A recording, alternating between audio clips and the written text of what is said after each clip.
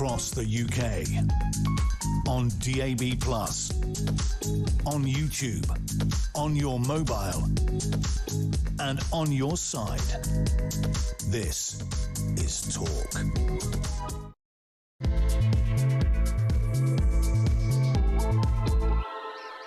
A very, very good morning to you. This is Talk. We are the home of common sense. I mean, hey, someone's got to be, eh? It's fast approaching 3 minutes past 10 o'clock, and I'm Julia Hartley-Brewer. And whether you're listening on DAB+ radio, whether you're watching on YouTube, any of the ways of watching and listening, it's fantastic to have your company. If you do want to catch up on anything we did yesterday, very few tweets put out on the show yesterday, so you want to have a look at, you can go to my YouTube page, the Julia Hartley-Brewer Show, and you can hit subscribe. You never have to miss a thing. Awful lot to talk about. We're going to be talking about that vigil in London last night for Jason Arday. It's estimated some 30,000 people were there. I don't think 30,000 can actually fit into Trafalgar Square and the sort of numbers looking at the vintage, but there was certainly a huge number of people there wanting to pay tribute to the late Cambridge academic. But some extraordinary things were said by people who were speaking at what was supposed to be a sort of a day to an evening to remember somebody who has, we believe, taken his own life.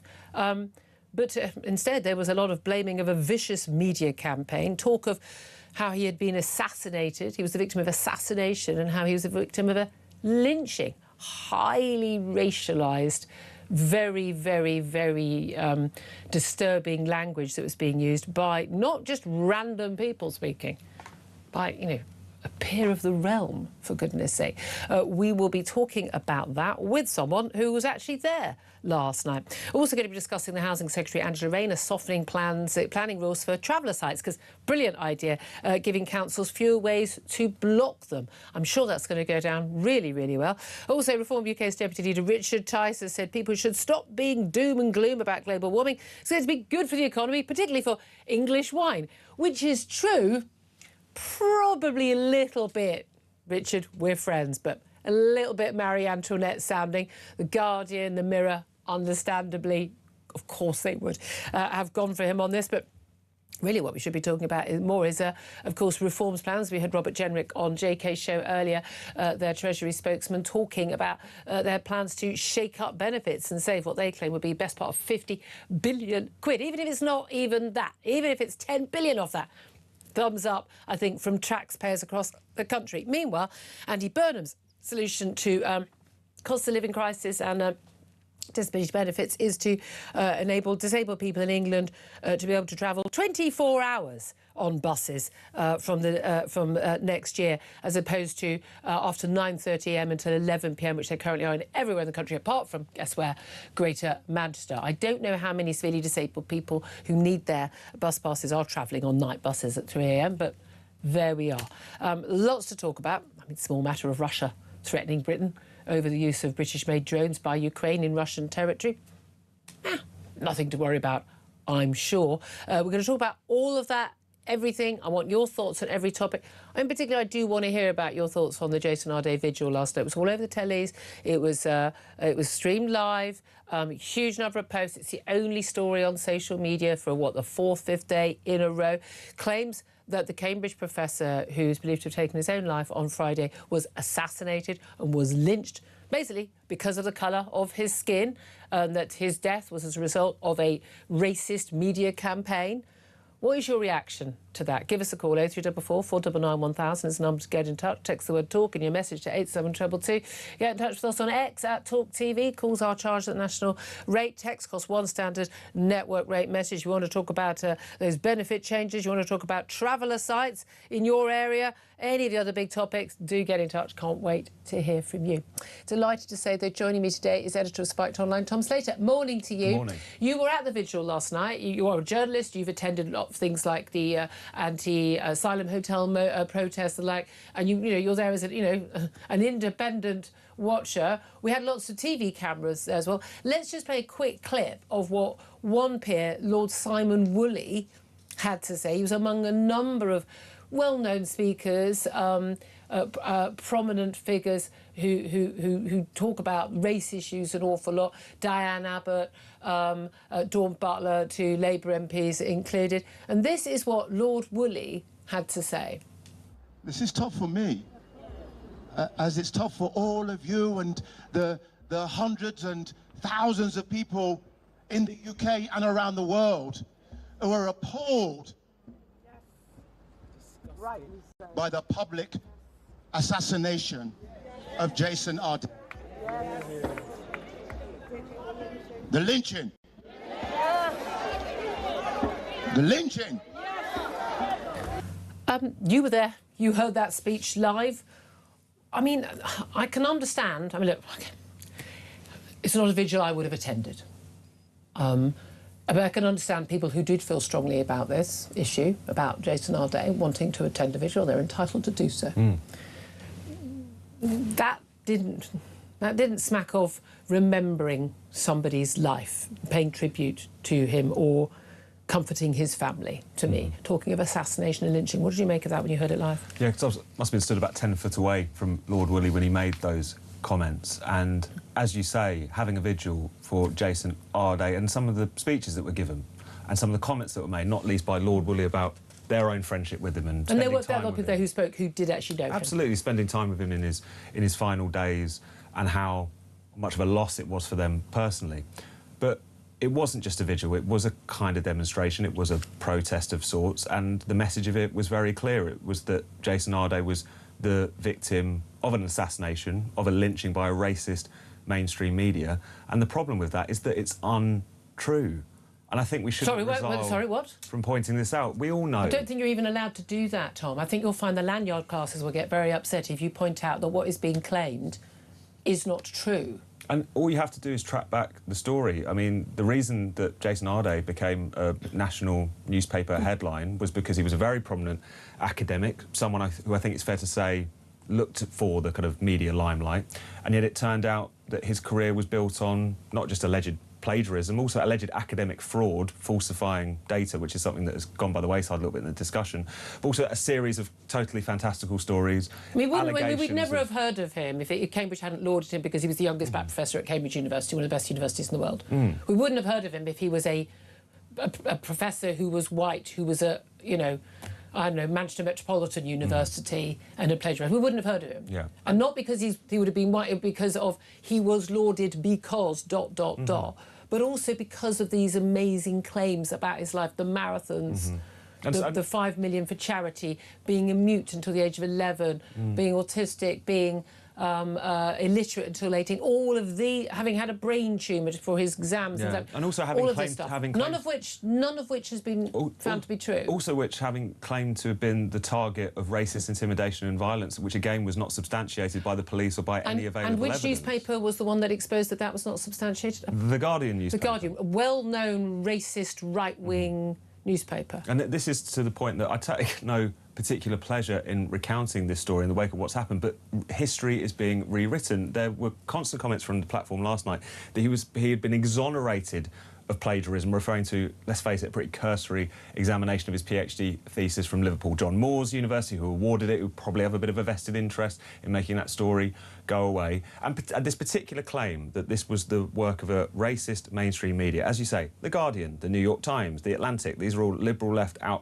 outlets who published, to my mind, some of the most devastating exposés of the untruths of Jason Arday. On top of that, the idea that The Spectator or The Telegraph or The Times, all three of which, by the way, got name-checked from the stage last night to boos and hisses and chants of shame on them, were pursuing this story not because Jason Arday was black, but because he had lied, but because every time they looked into things, the next thing would be exposed. So someone on TikTok going, he wasn't mute, I was at primary school with him. I mean, he was chatty all the time. And other school friends going, no, he talked all the time, he wasn't mute. The reason the story kept developing is because more and more was being found out. And because he'd made so many claims. I know. And then there was a memoir that was published last week, and which we understood lots of the claims in that, again, a memoir, autobiography, not true, but also we found out that the original draft made even more extraordinary claims. And the details were changing from one to the other. He even changed it, which cancer he claimed to have suffered from. And to be talking about this now again is not to detract from the horrendous human tragedy at the midst of all of this. For his family, his family, his friends. No one likes to think of anyone, no feeling human being likes to think of anyone in that kind of dark place where they end up making the worst and most final of decisions. But we can't allow people to leap on this, I think in quite a shameful fashion, to pursue their pre-existing political agendas, one of which is to suggest that vast swathes of the country are riddled with racism when that is simply not the case, and in particular here to suggest that the press killed this man for racist reasons. That is the allegation. It's an outlandish, outrageous, despicable allegation, not least because it's not borne out by the evidence. People who are very close to Jason Arday, I wouldn't chide them for coming to their conclusions as to what happened, to looking to lay blame in certain places. That's a people kind are of... angry, people are upset. That's human. But when you see activists jumping on this, when you see people who previously have just always had an interest in, say, regulating the press, trying to use this tragedy as a soapbox, the Good Lord that Project, I think we have to call out. Good Lord Project, again, they had this mass... They're the ones who organised the original letter. Some 17,000 of the great and the good signed it in support of him. Again, accusing people, claiming that he, questioning his role at Cambridge. This is weeks before he took his own life, we believe, but claiming that it was motivated by racism. Again, no basis. 17,000 people signed that letter, which I thought was an outrageous thing to do without any evidence whatsoever. But they now got another petition, and we've got 100,000 names for calling for a public inquiry into this. Lots of calls for, there's one, basically calling for a limit on the number of articles that could be written about something.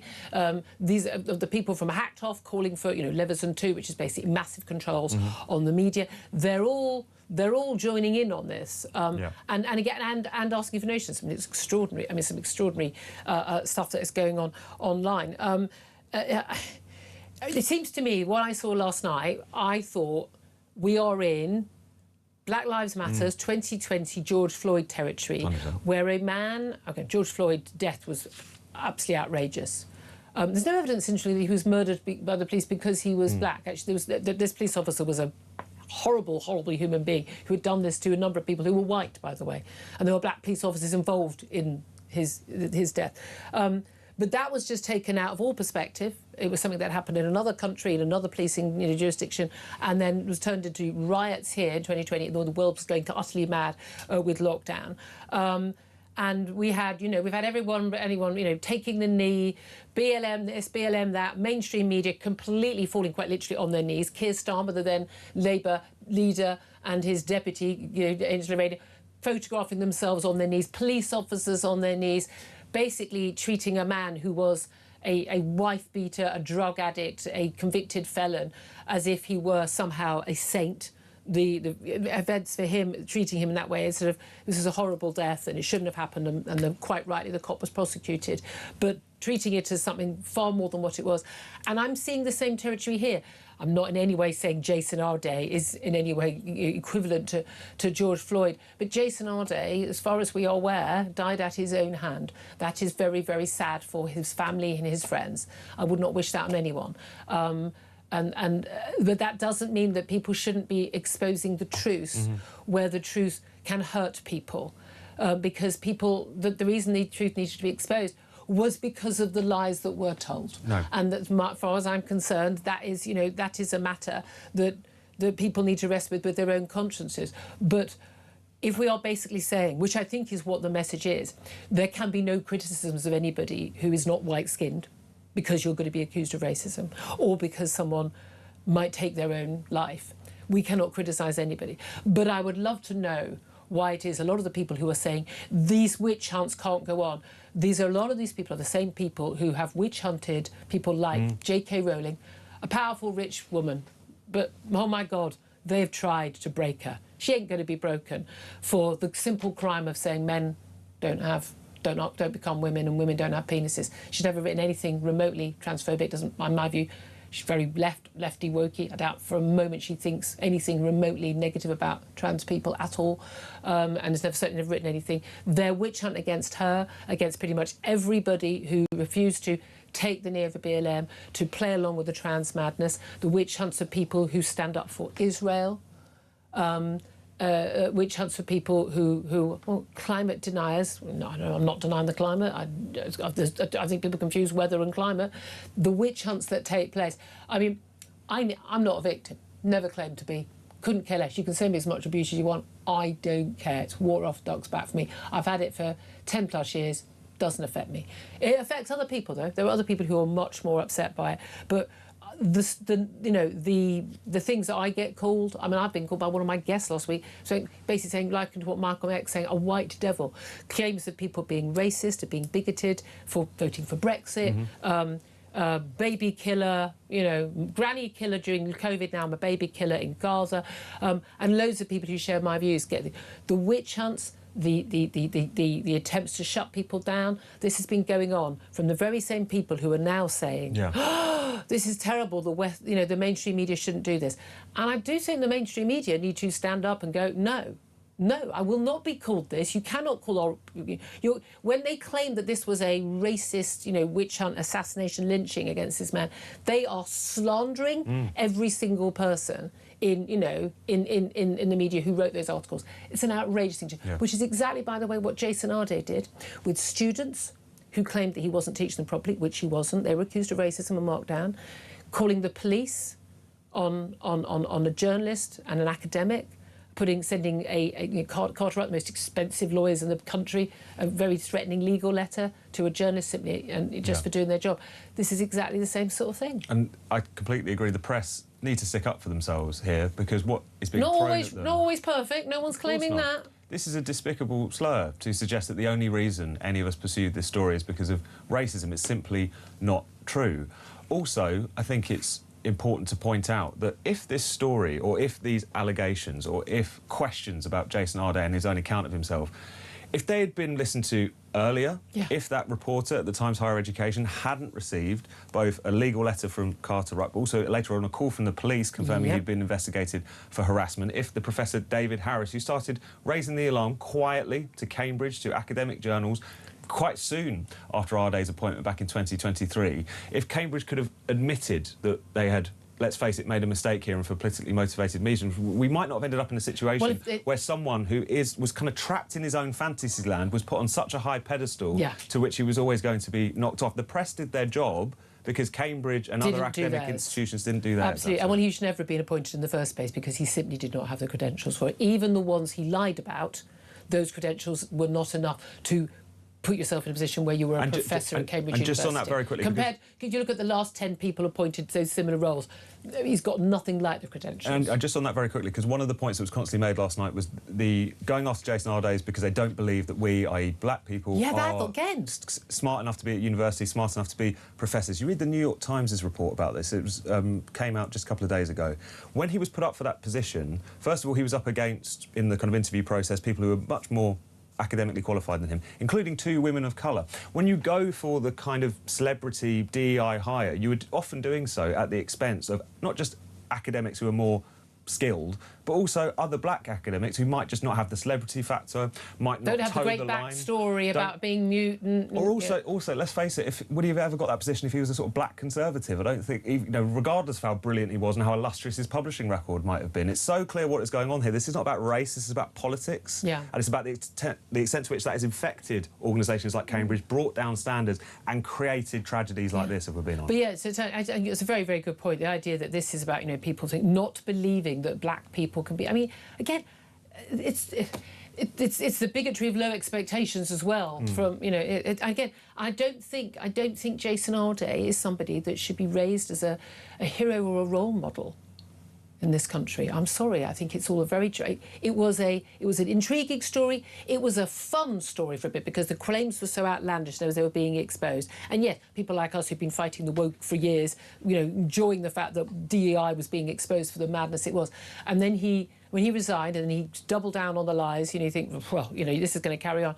I'm very sorry that he is not here. I'm very sorry that his family are grieving. I'm more than sorry for his children. But that doesn't mean... the story is not a fun story anymore. It was fun. It was fun when it was ridiculous claims that were being defended on ridiculous grounds. But then it was absolutely not fun when there were racism allegations and the police and all those stories emerged. And it certainly became a very serious story when he took his own life. And no one's pretending anything different. But to claim that it was a lynching, to claim that it was an assassination is so deeply worrying. And I'm telling you, if that was a white man, not a black peer, Lord Wooley saying that at Trafalgar Square in front of a large crowd of angry people, I think the police would have got involved and said that was incitement of some sort. I think people would have legitimately claimed that that was something that needed to be possibly investigated. And I think that is very, very, very worrying. And that is not doing anyone in this country any good. Look, let's talk about something else. Let's talk about traveller sites. Angela Rayner paving the way for more traveller sites. These are planning changes that she's looking at, basically making it easier. One of the issues apparently is what's happening is that, travellers basically, gypsy community, they suddenly just move into a field, they sort of take over, they buy the field sometimes, and then basically they wait until sort of 6:01, well, probably 5:01 on a Friday afternoon for local council, close their doors, and then they start building. The cement goes down, they're setting up. And by the time council are back in on Monday morning and they start reading all the complaints from locals going, hey, what the hell's just happened? There's no planning permission for this. It's already done.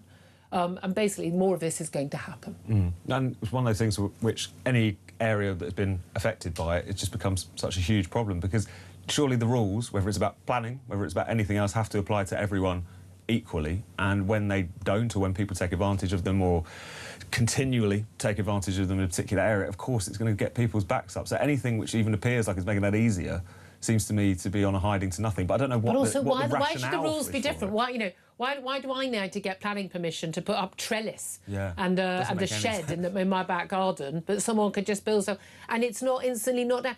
I mean, I know people genuinely who don't like basement extensions in my area who didn't get full planning permission. What they did, the councils made them fill it in with cement. Then they apply for company, and then they can take it out. I mean, genuinely, the punishments are very severe for homeowners who don't obey planning rules, and quite rightly. I feel strongly about people. The rules are there for everybody, and everyone has to make, but not for one particular group, and it doesn't seem that works for me. What do you think about Reform and their announcement about, the huge announcements about, foreigners not being allowed to claim, unless you are a British citizen in this country, no matter how long you've lived here, you worked here, you're not going to be allowed to make benefit claims, but also that reforming PIP, basically, trying to get basically 2.8 million people off disability claims, largely mental health claims, which are mild and simply have no reason why, because you've got this particular claim, you should need, hundreds of pounds more a week. But there are also benefit claimants who are able to work, 330,000 of them, should do 20 hours of community work a week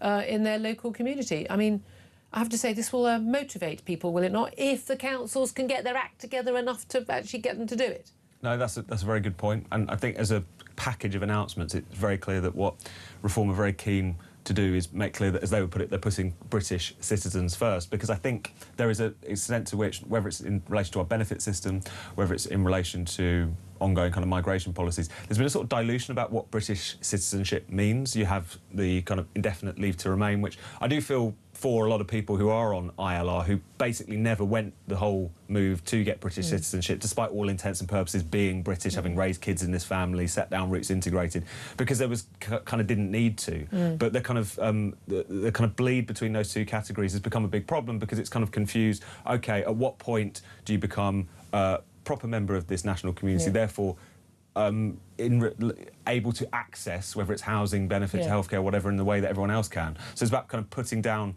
that particular marker and that becoming a real dividing line with them and other parties. But then there's also an argument that's happy to bring people in who are a net benefit to the country. Most migrants are not a net economic benefit to the country, even if they're doing worthwhile labour. A lot of people aren't working. The vast majority of people who've been coming in recently are dependents. They aren't working. They're a cost. But when they're not working, they're no longer a net benefit, and most of the people are not earning enough to be a net benefit even while they're working.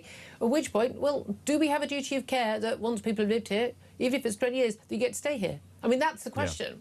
Yeah. And maybe a lot of people say, well, actually, these people have been, working, whether it's the NHS or as a teacher or whatever. But again, then get British citizenship and stay here. My worry is British citizenship and indefinite leave to remain have been handed out like sweeties for far too long, and should be something that people have to work towards and earn. And I want you speaking absolutely fluent English. I want you to be a net contributor. I want no criminal record, no otherwise. Bye. Yeah. Sorry, I really think we're going to have to get very ruthless. And there are going to be some people who are going to lose out as a result. But I think the overall benefit for the country will be good. Andy Burnham, though, he's dealing with reform of benefits and things. He wants to do that because his big announcement, of course, is, again, The man's obsessed with buses. He's got like a bus fetish at this point. Shades of Boris Johnson. Although I suppose he was painting. He was painting, yeah, exactly. You remember that? That was a talk exclusive. Yeah, it was. Disabled people to get free 24-hour bus travel. Currently, it's from 9:30 a.m. to 11 p.m. But it's going to be extended around the clock, as it has been in, guess where, Greater Manchester. But again, is this the #1 thing that people are looking for? I just find this, I mean, I'm sorry, but I just find this utterly bizarre. I mean, even if, you know, on its own terms, I'm sure a perfectly worthy policy, provided your definition of disability isn't as quite broad as the benefit system. Yeah, definition which I'm seems assuming to be it is. These days, you know, if mild anxiety I thought they all have mobility cars anyway. I mean, you know. If mild anxiety gets you a free bus pass, I'm not sure that's a good idea and a good use of money. But you're right. I mean, even if everyone could agree this is a nice idea, works, wouldn't necessarily cost so much, let's do it. The fact that Andy Burnham is fronting all of these quite kind of piecemeal reforms, I think, speaks to the fact that, first of all, he's a very comfort zone politician. He likes things which seem very cuddly, seem very positive, slightly uncontroversial. Anything more thorny he kind of backs away from. But also that I just don't think he has a big picture view about political economy or about geopolitics or about where the country needs to go more broadly. So he just kind of busies himself with all of these little announcements and little areas, which is something that would normally be deferred to, you know, not even a Secretary of State, but a kind of, you know, a minister of some description put out to announce these things. So it's telling that he's making these things so part of his pitch. It's quite bizarre. I'd love to hear your thoughts on all of this, all topics we're talking about, plenty more besides.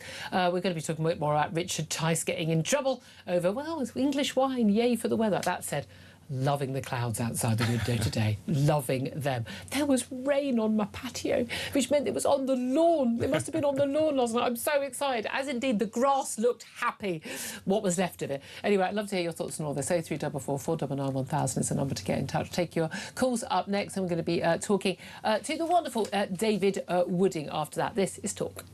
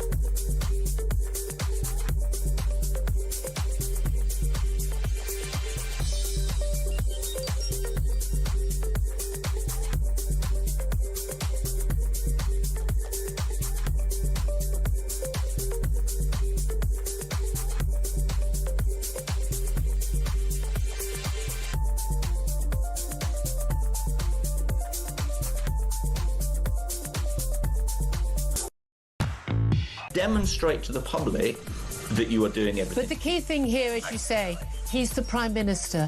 He has the power, as did previous Prime Ministers, to do things like build more prisons and failed to do so. This has been the first real test of Andy Burnham, where I'm going to please everybody. I'm Mr. Nice Guy. Dan Hodges thinks I'm great. And then he's failed it at the first attempt. I don't think he's I've been reading your columns, Dan. Hodges, I mean, come on. You think the No. sun shines out of his backside.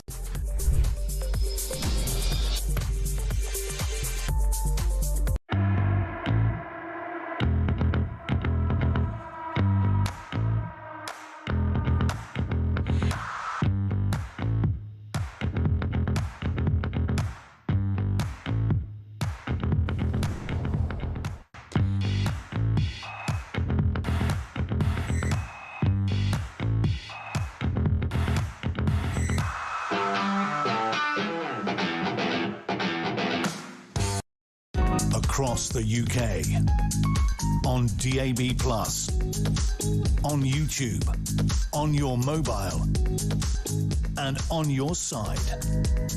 This is Talk. This is Talk. Let's get straight to your calls. 0344 499 1000. Paul is in Portsmouth, wants to have his say. Good morning to you, Paul. What do you want to tell us?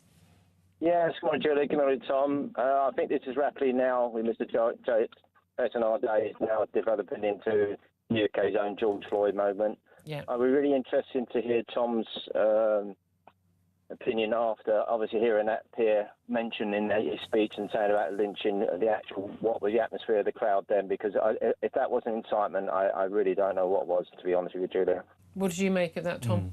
Well, not necessarily at that particular moment, but certainly at moments throughout the whole vigil, there were calls and response of shame, particular publications being mentioned, individuals being mentioned even, and that was the point at which I wouldn't say it necessarily rose to the level of incitement per se, but the atmosphere became quite sinister at those points. I don't think that's unfair to say, particularly because, as we've been talking about early on in the show, Julia, this was based on a fundamental untruth about the press and the way it was operating. Paul, what do you say to that? Yeah, because listening to the actual speech itself as well, and I think Tom was there as well. You know how this is developing now, Julie. Like, I think you've even mentioned it, that now that they'll be even talking about probably bringing the Jason Arday law now, that you're not allowed to question specific people of a certain colour of their qualifications, and then soon we're going to have murals painted everywhere, and somebody will be calling for a statue. It's getting into the realms now. Well, Yeah, well, that's. I mean, the crowdfunder for the funeral. I mean, huge sums of money. Is it over £200,000 now? That crowdfunder was for a funeral, then it's a memorial, other things, and to help the family. Again, I mean, a memorial. I mean, I find that utterly extraordinary myself. Paul, thank you for your call. Martin is in Nottingham. Hello, Martin. Oh, hello there. Yes, I was born in the middle of London nearly 70 years ago, and I did go last night just to reconfirm what I thought is happening to my once wonderful city, and it was appalling. What was appalling about it? Just the Glastonbury-type race fest that it was. It was nothing to do, I don't think, with being upset about someone dying. It was literally so political. There was even people screaming abuse about Farage, and they're lunatics, aren't they? Yeah, I don't think Farage has even commented at any point. No, not at all. He was certainly called a fascist or something to that effect from the stage at one point. Which again, you talk about demonising people. Not quite sure that's got anything to do with. Quite extraordinary. So you were there. You didn't like. You felt the atmosphere was not what you would have expected of a vigil for a man who people say they're grieving for. That's right, and it's more of a personal thing, this, but I just couldn't believe how, what I used to love about the middle of London has just changed dramatically in so many ways. But last night, I should have known better, but it was far worse than I was expecting, to be honest with you, just like a race card festival. OK, Martin, I appreciate that. Thank you for that call. 10:34 is the time. Up next, I'm going to talk about stuff completely different with Sun columnist David Wooding. Stay tuned for that. This is Talk.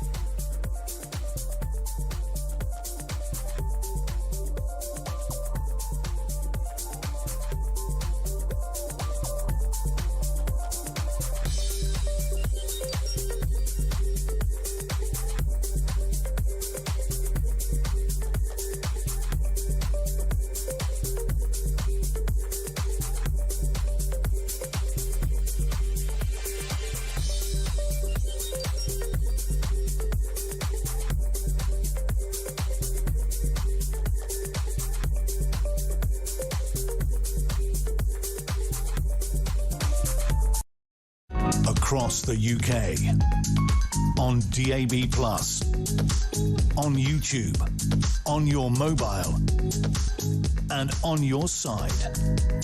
This is Talk. This is Talk. I'm Julia Hartley-Brewer. 10:36 isn't home. Thomas Slater still with me. Delighted to say columnist at The Sun, David Wooding, has joined me right now. Morning. Morning, Julia. Lovely to see you, the old mucker. I can't tell you how many years we go back. I don't think most people are alive how long we go back. Let's say we went to school together. Let's go close to that. Anyway, David, always great to have you on the show. Can you explain what the hell is going on with Angela Rayner's changes to the planning laws and how this is going to pave the way for more basic traveller sites? Well, it seems that she's tweaking the rules a little bit. So in one sense, you can ban, local councils can ban traveller sites from setting up if they if they cause some environmental damage to the local area, or if it doesn't. If the site doesn't give them a chance of making up some kind of semi-permanent home there. Yeah. And by removing that, it basically pulls the rug from underneath all the councils who might want to do something, because they're two of the great planks which allow them to ban these sites. So with one hand, this government is giving councils more power by devolving and saying we're going to send it local like we did in Manchester. And on the other hand, they're saying, well, yeah, but you can't do this. Yeah, I mean, that's the extraordinary thing, is that, I mean, it does appear that certain groups just don't have rules that affect them in the way they do everyone else. Anyone who's, decided to build an extension, a conservatory, garden shed, whatever it is, change, build, anything they want to do to their home, planning, and you get punished like hell by councils if you don't get the full planning, or you go an inch over or anything like that. They will come over and measure it an inch of its life. Absolute nightmare. Very expensive and time-consuming. But it does seem that certain groups are just basically flouting the law, and there's really nothing that can be done, and then basically claim, oh, we're a protected community and we expect the rules to be different because of our lifestyle. I think is for people, I mean, something Benedict Spence, who's a regular on the show, obviously, he comes on Wednesdays, but I know he'll want to talk about it tomorrow, because he lives in the countryside, and it's been a very, very big issue in the countryside for years. Yes, and the countryside are also having the issue with migrant camps and houses, multiple occupation being set up. Andy Burnham saying everybody's got to take their fair share of migrants. It's going down really well, that. It's going to be migrants in one part of the village, and in the other part of the village you'll have travellers. So the country life isn't going to be quite as idyllic as we thought it would be. As with everything, when it comes to two-tiered justice, two-tiered policing, two-tiered planning, the rules just need to be the same for everybody. It's the fact, I live in an area where you're not even allowed to sort of have certain style wooden windows. You're not allowed things like double glazing and things like that, but someone could just set up a traveller site at the end of the road where there's space. Absolutely. And that would be allowed. And people, this is about a British sense of fairness. Absolutely. And the government are always keen to talk about equality, but when it comes to equality of the rules and equality of the law and the planning, it's not the same. Absolutely. Let's also talk about, the heat wave. We have had a rip-roaring time. I don't know about you. I've never... It's terrible that in August, I think most British people have been waking up overnight this morning and gone, oh, thank God. A lot of us had a bit of rain, not as much as we would have liked. Our lawns are looking like they might possibly make it to survive. There's grey skies out there. I'm thrilled about it. It's going to be down to like 21 in London late in the week.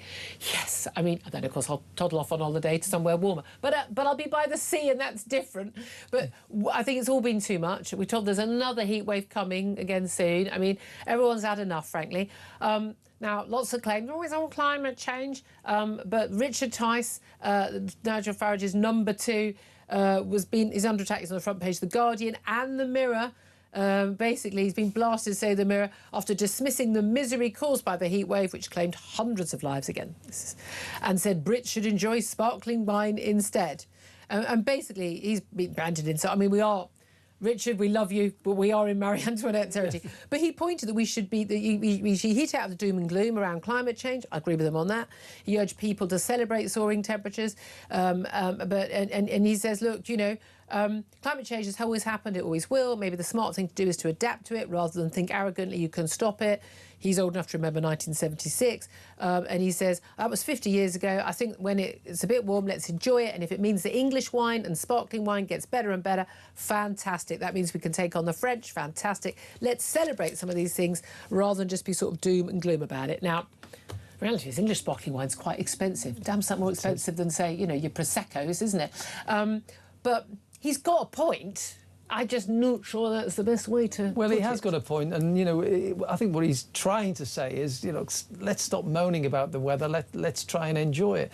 On the wine... we all need aircon, basically. Well, we do. On the wine issue, it's true that English wine has improved, and that's probably a little bit to 1 or 2 degrees in the temperature. But don't forget the song that you'll remember, because you remember... All right, he was about to make another age comment then, wasn't he? Oh, I don't think you got away with that. I saw Tom Sager's smirk at that. She'll get me outside behind the bike sheds. I'll take you. But Dean Martin, I'm praying for rain in California so the grapes may grow and we can drink more wine. He talks about rain. We haven't had any rain. Yeah, you do need the rain as well. You do need the rain as well. But this is the thing. Climate change and weather are not the same thing. Classic Mirror, and I'm sure The Guardian will have done the same. The heat waves claimed hundreds of lives. 10 times more people die of cold in the winter than die of heat in the summer. We can easily deal with the heat issue. A lot of the people who die of heat, sadly, are very elderly people who sadly would not have long to live anyway. I'm sorry, I'm going to break this news to everyone. People didn't know this until 2020. Apparently, old people do die. Sorry to break that to people, but that is the case. But also that actually with slightly warmer summers and slightly warmer winters in the future, actually fewer people will die in winter overall and in summer overall, and actually we'll have fewer deaths. So actually, again, this idea that heat waves kill more people, they don't. Actually, that more people are living. It's extremes, isn't it? If you're having an extremely cold winter, you're more likely to die of hypothermia or other issues like that. And if it's a very hot weather, people with respiratory... Do you know when people die? They die when they can't put their heating on because of high energy costs. There's another good one. Net zero. I mean, that's the thing. They've been fighting net zero. What did you make of reforms announced? I mean, more substantial stuff. This was at a press conference he was giving with Robert Jenrick. He was on with JK earlier on the Breakfast Show. What did you make of their welfare reforms? I mean, we had a whole litany of stories over Sunday, Monday, Tuesday. So Saturday, Sunday, Monday, and basically, you know, that they were going to cut benefits, HIP for disability. Basically, 2.8 million people who they think, you know, just simply don't need these benefits, and give more benefits to the people who really do need them for their physical or mental disability.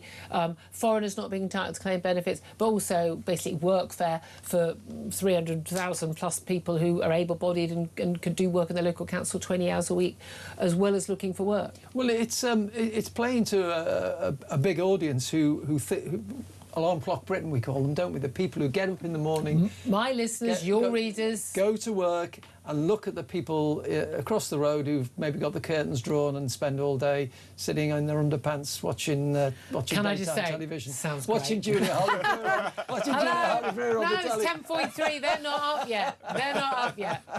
Morning.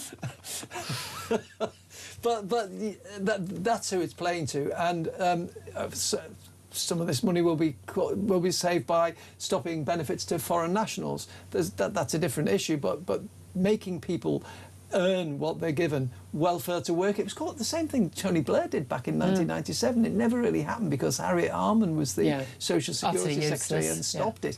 But yes, making people work 20 hours a week if they've had benefits for over a year or two, and then there's a lot to be said in terms of like getting people out the house. I mean, one of the things that's really bad for people is not working. If it's bad for your mental health, bad for your physical health, and it's of course bad for your bank balance, and indeed taxpayers' bank balance as well.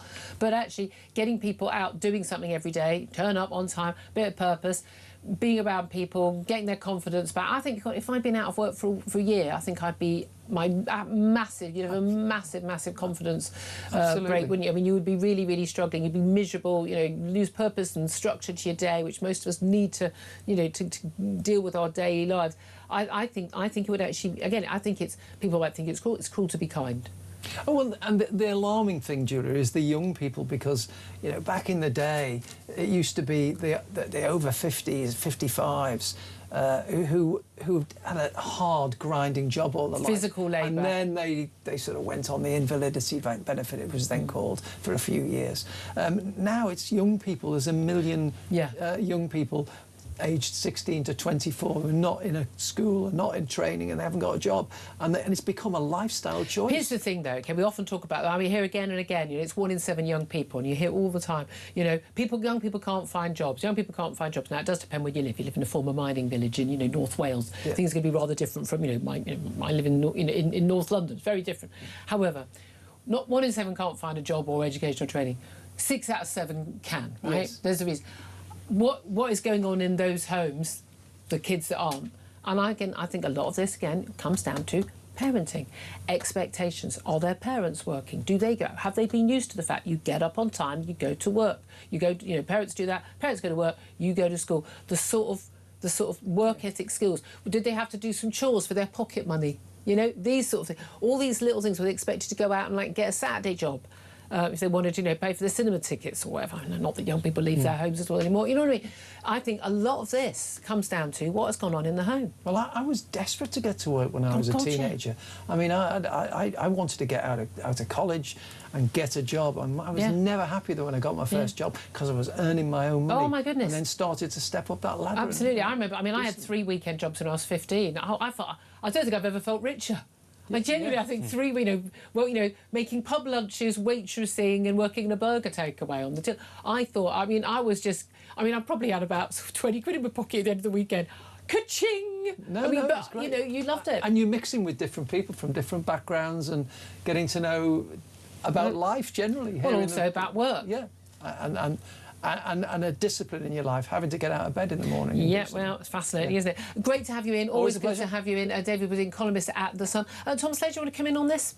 No, I think you're young. No, You've exactly. probably still got a Saturday job, haven't you, love? I've only just turned it off, yeah. I'm cutting back my hours because it's picking up here and elsewhere. But no, I completely agree. Even back in my day, at that point about, you turn 15, 16, you start working, it's that taste of independence, and also, as David was saying, just, getting to mix with people of different ages, different backgrounds, and giving you a clear sense of direction in life. Yeah. The fact that that's not only being deprived to young people, because there's actually fewer jobs for young people, not least because of the problem. Hike in the minimum wage for young people and national insurance hikes and what have you, but also because they're being kind of incentivised to just take that bit of anxiety or whatever it might be and turn that into a lifestyle. As David says, it's a tragedy. It really is. It's immoral. It's immoral to do that to young people. It really is. 10:47 is the time. Up next, we're going to be talking to Adam Smith Institute's Maxwell Marlowe about the latest economic figures and plenty more besides this. It's Talk.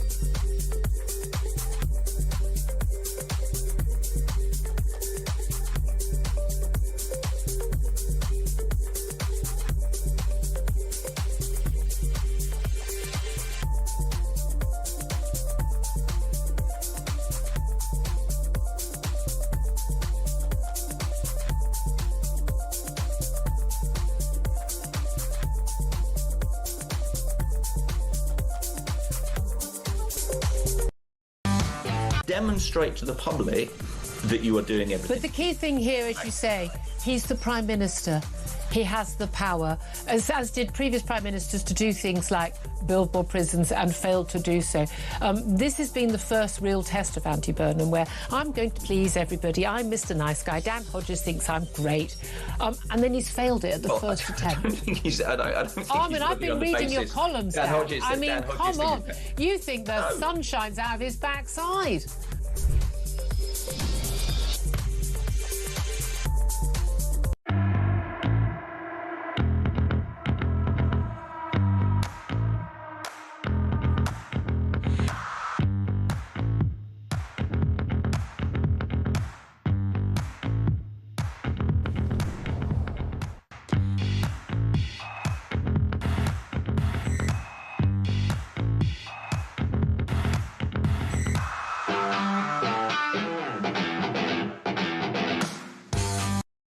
Across the UK, on DAB+, on YouTube, on your mobile, and on your side.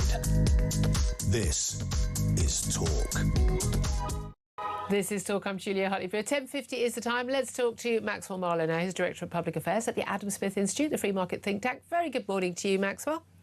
Good morning, Julia. How are you? Very well indeed. Thank you for joining us. Let's talk latest economic news, because obviously, we're still waiting for all that good growth in every postcode. Doesn't look like it's happening anytime soon. But we've got the latest unemployment figures, and what do they tell us? Well, it's growth on every postcard, it seems, Julia. It is so small. It's really quite shocking. Look, today's employment figures are pretty devastating, to be honest. I mean, if we go back a year, we had 700,000 fewer people on universal credit, which means we've got 700,000 more today. It's the numbers on the welfare list keep going up and up and up and up, and it's all to do with national insurance increases from that budget 2 years ago. It's all to do with high energy costs, and it's all to do with the fact that people are losing confidence in the British economy. So, we can see Mr. Burnham's come out with this brilliant plan to have, free bus tickets for people with disability, free transport wherever you want to go. No, they already did, but not 24 hours. And now it is 24 hours, Julia, and it is absolutely absurd, because what does that mean? People follow incentives, meaning that more people will probably want to clock on to be disabled, even if that case is negligible, and therefore they won't want to go back to work. Why would you want to go back to work if you get 24/7 free travel? I don't get 24/7 free travel. It is quite extraordinary. I mean, the unemployment rate has stayed at 4.9%, but again, this is high, and the number of vacancies has gone down. We're back to sort of 2014, post-economic shock territory. But as you say, the number of universal credit claims, it's hit a record 8.4 million. Yes, and the amount of working disaster. households has fallen at the same time. As you say, 700,000 more people. Now, this is bizarre, though, because this isn't stuff they can blame on the Tories and 14 years of Tory failure. This is since Labour have been in power. They've been in power 2 years, and in last year, 700,000 more people claiming this. This despite the pledge to, quote, get Brits working. Yes, exactly. It's madness. And I will say, they will stop blaming the Tories, of course, at this point, but they'll blame Iran. They'll blame the war in Ukraine. They'll blame everyone but their own policy decisions. And that's where we've got to as a political culture. It's really quite frightening until someone, if Mr. Burnham wants to come up in front of the media and start answering some questions. Exactly. Well, apparently he's doing a pooled interview at 11 o'clock. We hope to be able to get that at some point, take a few questions from the regional media and others. But this is the thing. Iran is having an impact. And the interesting thing is, of course, the Iran war impact and the Strait of Hormuz being closed and the impact on the price of oil and liquefied natural gas and numerous other projects absolutely vital for the world's economy, that hasn't really been felt because an awful lot of countries, including us, companies have been using stockpiles and the things have gone up and down. But with no end in sight of that, and Donald Trump threatening to bomb Oman, his latest threat, one of our allies, also on the other half of the Strait of Hormuz with Iran, that is probably not helping things. But the key thing is that we have been much worse hit than pretty much any other Western nation by the Strait of Hormuz being closed by the Iran conflict because of our reliance on importing vital fossil fuel energy. Exactly. It's all down to Mr. Milliwatt, who's now in exile, in the Foreign Office, which is good news until you realise that his replacement, Miata Fambula, is even more of an eco-zealot than he is. And we've just seen the consultation close for the government to reopen the Jackdaw, oil field at the same time as BP wanted to pull out altogether. So I don't think there's going to be any succour, for people watching at home in terms of their economic conditions, unless, of course, and this is the caveat, you work for the public sector, because also data came out today which shows that public sector workers have had over 6% increase on their pay against about 2% for private sector workers. So really. Yeah, and that in real terms, or is that basically in real terms, so over and above inflation? But this is the thing. I mean, this is the utter madness, because we had the complaints from lots of public sector workers, didn't we, over periods of Tory rule, basically saying, we had our wages frozen, we had 1% rises and things, during the austerity years. We need to make up that pay. Well, they have, but the reality is, so did the private sector. The private sector had exactly the same, but also weren't having more generous pensions and didn't have job security, and a lot of them didn't get furlough and weren't just being paid to sit at home and pretend to be on a Zoom call for 45 minutes every now and then. I mean, and so it's the productive private sector that is being hit.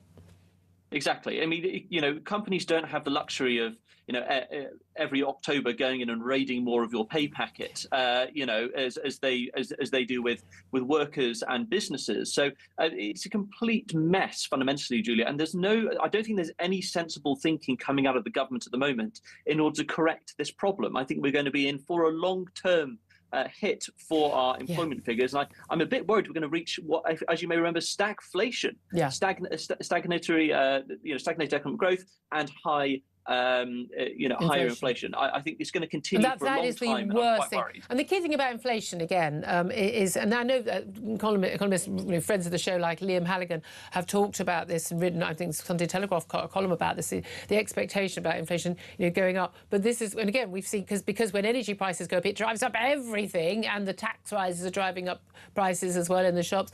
And then Andy Burnham attacks supermarkets for price gouging when they clearly aren't. They're making a profit margin of 3%. That ain't price gouging.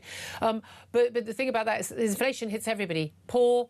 If you're poor, inflation is hitting you hardest because you are spending most of your money on necessities, and it's the necessities that go up the most. If you are middle income and everything, it will hit you just as well. If you're high income, you've got savings, any savings, it will basically eat away at those savings.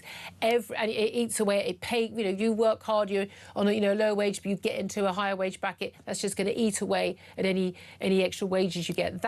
It's the worst of both, of all worlds for everybody.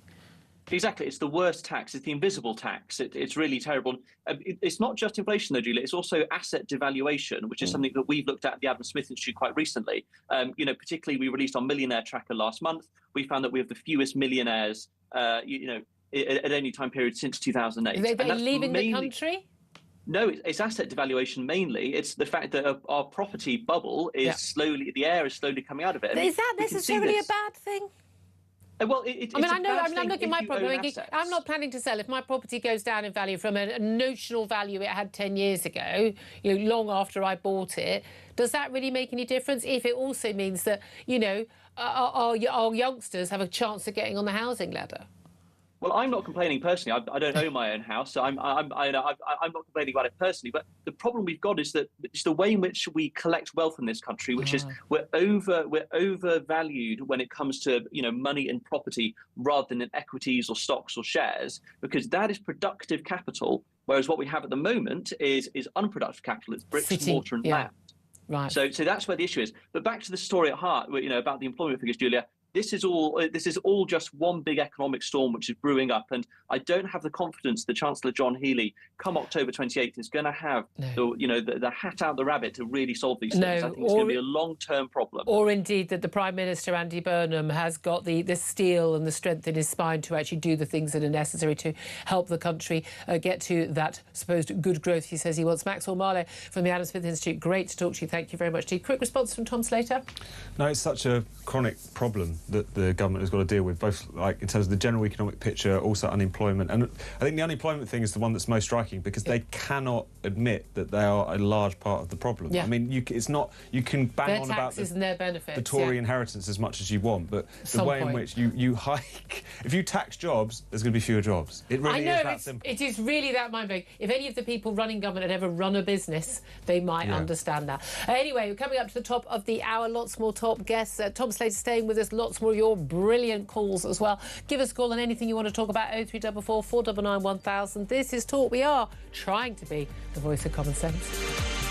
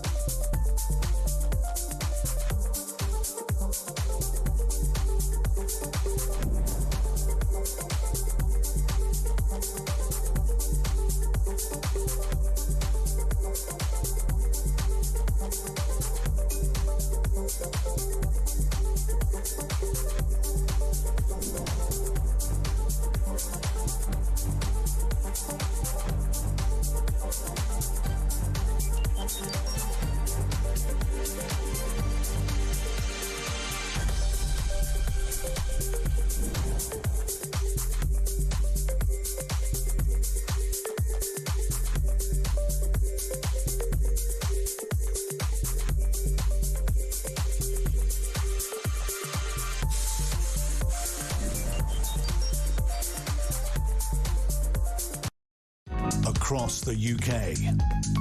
On DAB+, on YouTube, on your mobile, and on your side. This is Talk.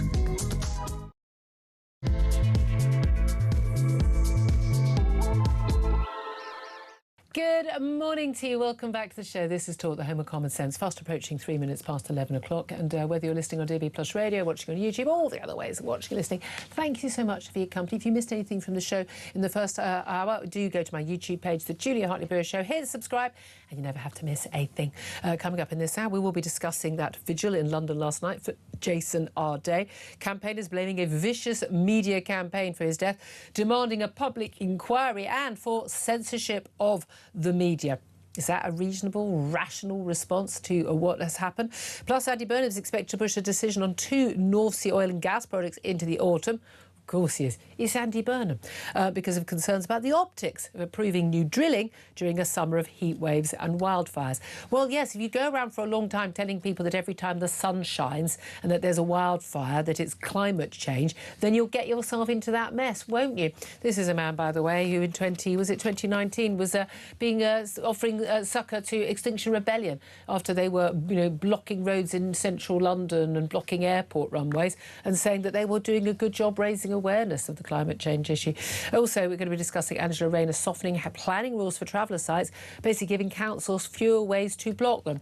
All the British people want is for all the rules, all the laws and all of the enforcement of all rules and the laws to be the same for everyone. It's a British sense of fair play. When people ask, what are your British values? I would say queuing, saying sorry when you've done nothing wrong when someone bumps into you, and expecting fairness. I would say those are the 3 top British traits and values, and one of them, really crucially, is that their sense of fair play. And if I have to wait 2 years for planning to approve Miss Shed at the bottom of the garden, I think it's a bit weird if someone can set up a traveller camp anywhere they sodding well want in a green field and the planning department and the council does nothing about it because, protected groups and characteristics. So we'll talk about all of that, plenty more besides. Delighted to say Tom Slater is with me. He's editor of Spiked Online. Morning to you. Morning. Question I've been asking everyone today, although again, always welcome to call in on anything at all, but I'd love to hear from you, particularly in the countryside, if you've had an issue with traveller sites basically popping up out of nowhere, council unable to act. I'd love to hear your thoughts on all of that. Also, disability benefits and the like, and the bus passes, love to hear your thoughts. But in particular, I do want to hear your thoughts on that, I'd say extraordinary vigil at Trafalgar Square last night for Jason Arday. It was claimed there were some 30,000 people there. Probably not in those numbers. People who organise events probably over-egg how many people are there. But it was live streamed. It was followed on the news last night. Sky News and BBC and others had it, and basically claims from an extraordinary number of the speakers about who was to blame for the death of the former Cambridge professor who resigned from his job and that believed to have taken his own life on Friday. Claims even from a peer of the realm, Lord Simon Woolley, that he had been assassinated and lynched because of the colour of his skin. I'd love to hear your thoughts on all of this, because it seems to me that this has just got completely over the top, completely out of kilter with, well, let's face it, reality, and that this event was less about remembering someone's life and far more about a political demonstration of hate. I'm sorry, of hate and of lies against the media, against people telling the truth, and claims of racism where there have been none, and some would say almost incitement for action to be taken against it. There's a list of journalists, there's a list of media organisations that's been circulated online. I am on that list. What a surprise. Some of the extraordinary posts that have been made, criticising posts that I have made, which have been full of nothing but facts and very reasonable, I would say, probably majority opinion in this country. Some extraordinary comments. I've been called a white devil by a guest who was on the show only last week, Hyundai Andres. But Tom Slater was at the vigil last night. And Tom, we're asking people to get in touch. Give us a call on 0344 499 1000, text on 87222, get in touch on X at talkTV. A lot of you doing that as well. Calls are charged at the national rate, text cost 1, standard network rate message. Obviously, you can call in on anything else that you want to call about. You're in charge of what you want to discuss. We'll get you on air. But you were there last night, and I think you found it. You said it was felt quite sinister at times. Yeah, I mean, it was a mix of things. On the one hand, there were people who were clearly very upset by what had taken place. How could they not? The human tragedy. In they were friends of all of this. Of yeah, the professor. Absolutely. People who were taken to the podium who had been with him in his final days. So there is that kind of immediate emotional response. There's the other aspect to it, which, to be honest, it was a bit like peering into a parallel universe, because the story that we have all seen unfold in front of us in terms of the plagiarism allegations, the fabulism being exposed, the revelations that the police had been called on reporters and academics who tried to raise the alarm, all of this had been completely rewritten. What we had here was someone who had been accused of plagiarism, completely exonerated, and then still hounded until the ends of the earth, and that was all she wrote. And the only explanation for that was racism. Yeah, because he was a young black man and people didn't want a black man to rise to a role of being a professor at Cambridge University. Exactly, and Lord Woolley wasn't the only one to explicitly say that the press murdered him. He said assassinated, he then said lynched when prompted by a member of the audience who was standing just a few feet away from me. So that this language is very intense, accusatory, sinister, racialised, and it's totally untrue. It does not comport at all with what has actually happened. This is, I think, the key point. It's really important to say that. I also think it's really important for media organisations, journalists, many of us who've had our names put on lists that have been circulated with journalists asking for embarrassing information on us professionally or personally in order to get back at us. Fill your boots, I say. Off you go. No skeletons in my closet. They're all out there. Exactly, that's the way to do it. That we've got to sort of stick up for ourselves, because we did not murder this man. We did not do anything other than expose what had happened, to discuss it. And we talked about this a little bit earlier, Julia, but the journalists did their job because the University of Cambridge didn't. They should have vetted this man better. They shouldn't have appointed him because he wasn't qualified for the job. And within months. And that's not because I don't believe black people, as was claimed by someone else. Exactly. They don't believe that black people are... What an outrageous thing to say about people. I know I'm not racist. I've got plenty... Could you prove it? Well, I can't prove what's in my heart. I've done a lot of weird things for someone who's apparently racist. I mean, if someone accused, me or you or the editor of a national newspaper or somebody wrote a comment of being a paedophile, which was not true, you would defend yourself. And yet we are seeing a lot of mainstream media trying to sort of slink back and go, oh, let's go, we've been accused of things, and lots of people, the Julian Moore and Good Law Project, they're pushing, or the Hacked Off group, lots of people are, getting involved, calling for more controls on the media, censorship, all of these things which so many on the left want. And so they're kind of backing off. No, if people accuse you of something that you have not done, that you are not, and by the way, being called a racist, and as far as I'm concerned, someone just like, people go, oh, you're a racist because you voted for Brexit. That's what I've talked about. We're all fat. Most of the population of this country is racist, apparently, because of that. You're racist because you don't think we should have open door immigration. You're racist. Oh, it's ridiculous. They've debunked that word. But these accusations, the idea that people like me or like you or others, that we didn't want a brilliant young black man to have that job because he was black, is an outrageous, disgusting, libelous slur on what we actually believe, not only what we've said, but also what we believe in our hearts. In current society, being accused of being a racist is basically the worst thing you can possibly be accused of. No, that's it, other than paedophile. Yeah, but it's up there with it. It's a scarlet letter that they're trying to put on people. And they know that. The people making those accusations without any basis in truth. And here's the thing, you take away its sting when you refuse to let it be applied incorrectly. It's really important that journalists realise this, that media organisations realise this. Yes, they're running scared of press regulation, which, again, stick up for yourself, but also you cannot allow this, what is a very important word, which has some meaning, to be hijacked in this way. And also, if anything, the really unpleasant kind of undertone to a lot of what was said last night was that Jason Arday was someone to look up to for his achievements. I mean, it's the sort of thing as if to say that he would not have achieved what he did if it wasn't for all of the shortcuts that were put in front of him. The whole thing is completely messed up. But what did he achieve? We don't know any... I'm yet to see anything that he did that this cannot be questioned. Every claim he has made about his life, about his health, cancer, the being mute, the illiterate, every claim he has made, written a book, is untrue. Has been proven to be. Claims even about, they claim to have suffered. Again, he claimed, you know, that he'd suffered a racist attack by a knife man, that pigs head was sent to his parents' home. There'd been a police investigation. The police said there's no police investigation.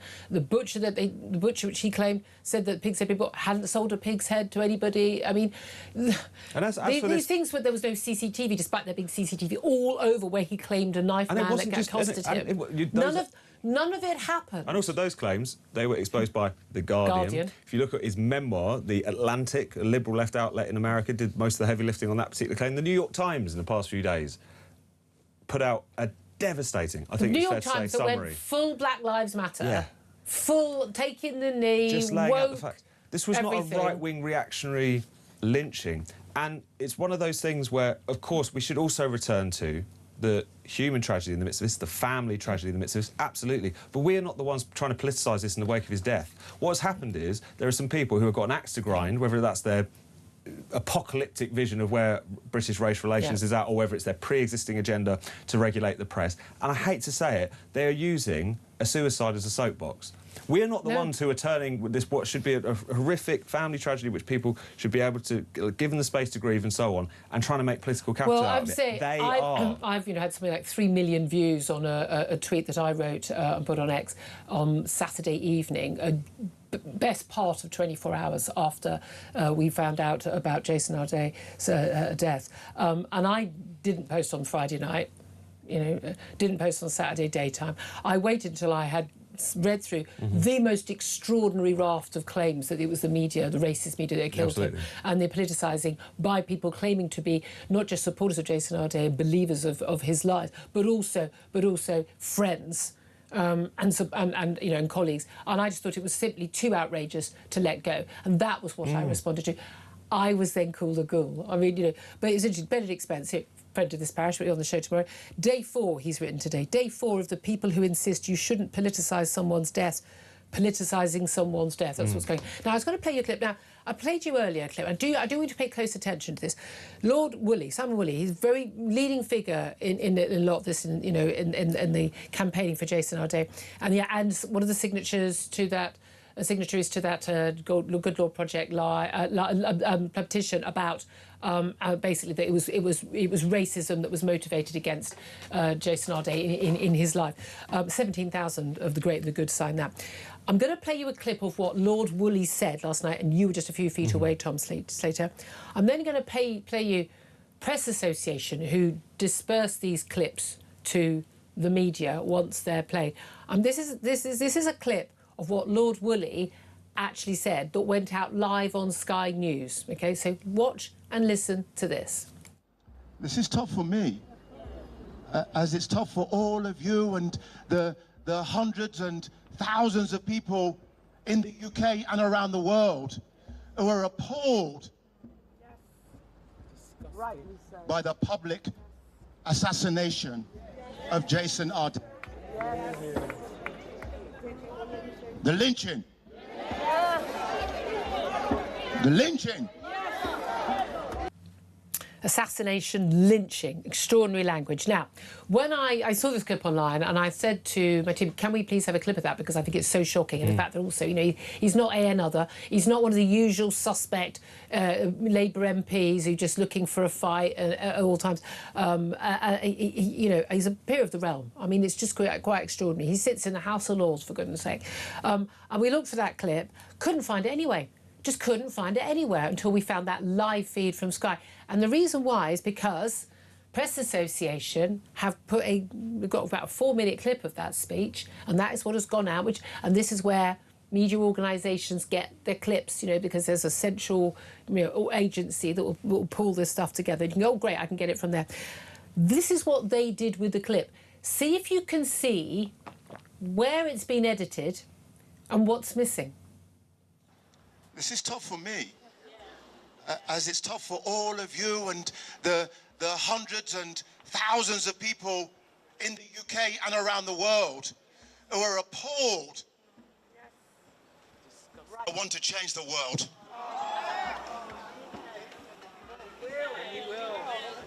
After he said the word appalled, we've heard that first clip. The live feed showed him saying, appalled by the public assassination of Jason Arday, the lynching. That was cut in the clip that was given out to media who are appalled, I want to change the world. I'm sorry. Why has a news organisation cut very, very significant words from a publicly, broadcast speech? What would be the motive for that, Tom Slater? I think especially because there is so much scrutiny these days of people in politics, certain people in politics, rhetoric. Nigel Farage as to so much as past wind after some sort of quite controversial moment, and he's leapt upon for the way in which he's talked about it, politicised it. We all remember the cold rage comments in the wake of Henry Novak's murder. And yet, inflammatory rhetoric of this kind is not given the same treatment. If anything, the fact that it's been quietly edited, I don't know the reasons for it, but one might speculate that it's because they realise that it's a bad look, that on some level they realise that this is giving us a kind of edge to this vigil, which was kind of morphed into a demonstration at points, that maybe wouldn't cast it in the best of lights. I mean, that was one of the sort of take-home messages from this, was that the mood there was, on the one hand, as we've been talking about so far, was obviously a kind of emotional outpouring, an understandable emotional outpouring, a very just emotional outpouring at people who knew Jason Arday, or people who just might have read about this story and thought, what a horrible end to a still young life. But there was this other, quite sinister dimension to it, which was not only trying to racialise what was, in the end, a tragic suicide, turning it into an assassination, turning it into a lynching, but also very much saying that the media had blood on their hands when all that people had done was report the truth. If reporting the truth is tantamount to murder, then you cannot have a free press. I don't know how anyone can't wrap their heads around I think that's the plan. Look, let's talk about other things. I do want to hear your thoughts. I mean, I find that very strange. I'd love Press Association to tell us why you would cut the most newsworthy bit of a speech from your feed. I find very strange. I'd love to know the reason for that. If you want to call in Press Association, please do. 0344 499 1000. Tom Slater, let's also talk about small matters of, claims about climate change, net zero, costs to the economy. We talked about the economy a little bit earlier with Adam Smith Institute, but we had Richard Tice yesterday. He's on the front page of the Mirror and the Guardian. I'm sure he's enjoying that.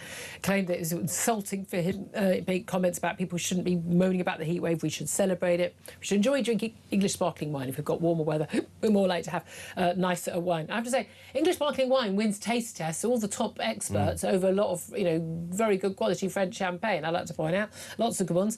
Feel free to send them into the show anytime, obviously. I'm joking. No, feel free.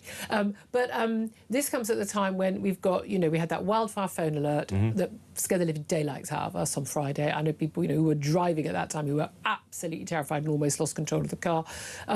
We got Andy Burnham apparently looking at, basically agreeing to these oil and gas fields which have already been given licences, but there was an appeal because, but climate change appeal. I think that's what it's just a climate change appeal for the Rosebank oil field and the Jackdaw gas field to go ahead.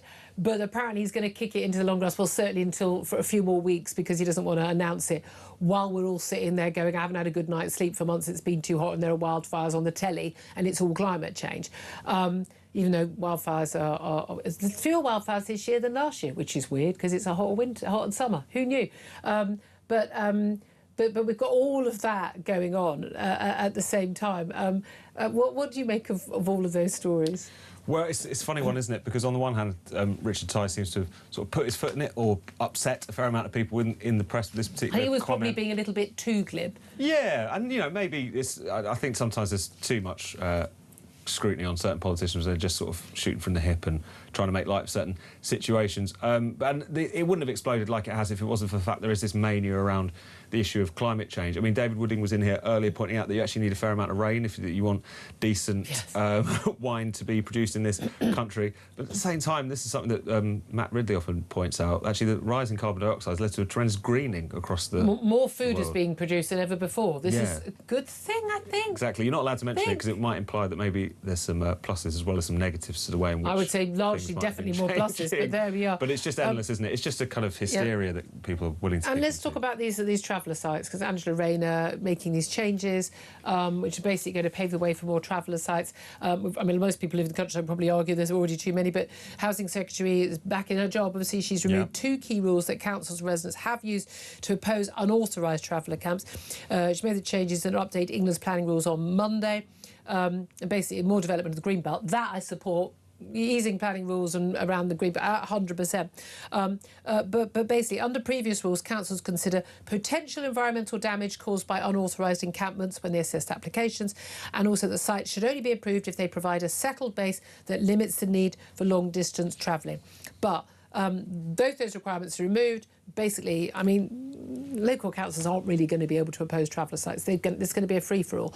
And the thing that people get upset about is people just turning up onto other people's land, and then the police don't act, make it a civil issue. Someone camps on your land, if you own land, and, you know, in the countryside, I think you should absolutely have the right to the police to turn up the next day to remove them. Same with someone squatting in your home. I find it extraordinary this is dealt with as a civil matter. It ain't a civil matter. But even if people buy land, but it hasn't got permitted development, it hasn't got... Why should the rules be different for one group, not everyone else? No, it doesn't make any sense whatsoever. And we all know why these rules have been tweaked and to remove what are the only... Well, I think it's because there is a slight sensitivity around this issue. Is there a big contingent of Labour voters and Labour MPs going, genuinely, you know what we really need to do? We need to have more traveller sites popping up which aren't authorised. You just need to apply the rules evenly. I mean, that is the answer to so many of these different problems, is just do it without fear or favour, do it even if it might have a disproportionate impact on certain groups because they tend to carry on in a certain way. Just it only has a disproportionate impact on people who don't abide by the rules of everyone else abides by. It's really simple, and it's one of those things as well which is kind of will be really frustrating, is that as various rural communities, not exclusively, will know that this can be a really kind of difficult problem to deal with for precisely the reasons that you say, whether it's treated as a civil matter or now, even when you have situations where a portion of land is purchased and then just developed very quickly, often overnight, you know, the cement goes down. I don't understand. I mean, again, how is that allowed to happen? I don't claim to know much about, you know, the traveller culture. But again, if someone's culture is that we move around a lot, well, then why are you putting down cement and setting up homes if that's good? I just don't think because someone says, well, this is my culture and it should be protected. I know these are a protected group. The same, you know, I don't think there should be any protected groups, by the way. But I just think, again, everyone needs to be treated the same. I want people not penalised because of their culture. Yeah. However, if your culture is basically a problem for everybody else. I mean, if there was this isn't a religious group, but if there were a religious group or an ethnic minority group who said our culture involves, you know, skinning cats alive. If there was just, you know, any group at all, you know, some Christian evangelist group or whatever, this is what our culture is and we want to be able to do it. Well, no, that's against the law, and it's against the law for everyone to do that because it's cruelty if you don't do that. The rules need to be the same for everyone on everything. Yeah. That's how the law is supposed to work. It really is that simple. It's really... yeah. I'm finding myself thinking, is there another argument here? No, there really isn't. No, completely. And I have no idea why they thought this would be anything other than deeply unpopular, particularly in the community. Do you know what they're going to do? It's going to allow it to happen, and the people get very upset. And do you know what they're then going to do? They're going to backtrack on it, or will they not, because they haven't got Lady Labour MPs in rural areas where this is happening. They've got a lot more than they used to. Yeah. That was the thing, because of last time, how much the Tory vote collapsed. You'd be surprised. There's a fair few good point. Labour rural MPs who are clinging on to those seats by not very big margins. Things like this could easily absolutely fascinating. I'd love to hear your thoughts on anything and everything we are talking about. If there's something we're not talking about, you think we should be talking about, give us a call as well, 0344 499 1000. I'm going to get some of your messages, and also we're going to get your calls coming in up next. This is Talk.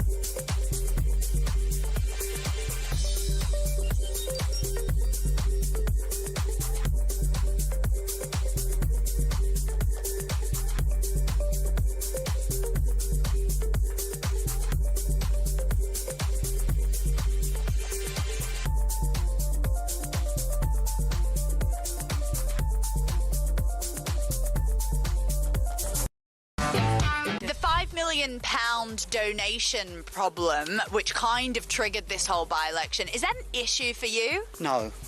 No, I accept that most politicians are in it at the end of the day for the 100,000 a year that they get, and so everybody's in it for money. And if it was for security, and let's face it, look at Anne Widdecombe. She could have done with 5 million, couldn't she, for security? She's dead. And so, no, I don't. I think he was entitled to accept it.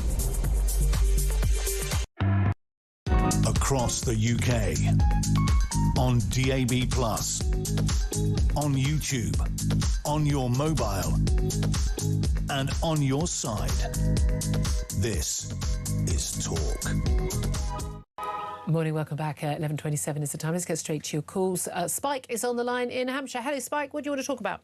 Good morning, Julia, and Tom, I believe. You correctly believe that. Well, I got something right today. Anyway, this Arday vigil last night. I can't understand why they're holding a vigil for some guy who lied and cheated his way with a backstory that the British Got Talent would be proud of, to a professorship. And then he couldn't handle when he was found out. So why are they holding a vigil for this guy who just did that?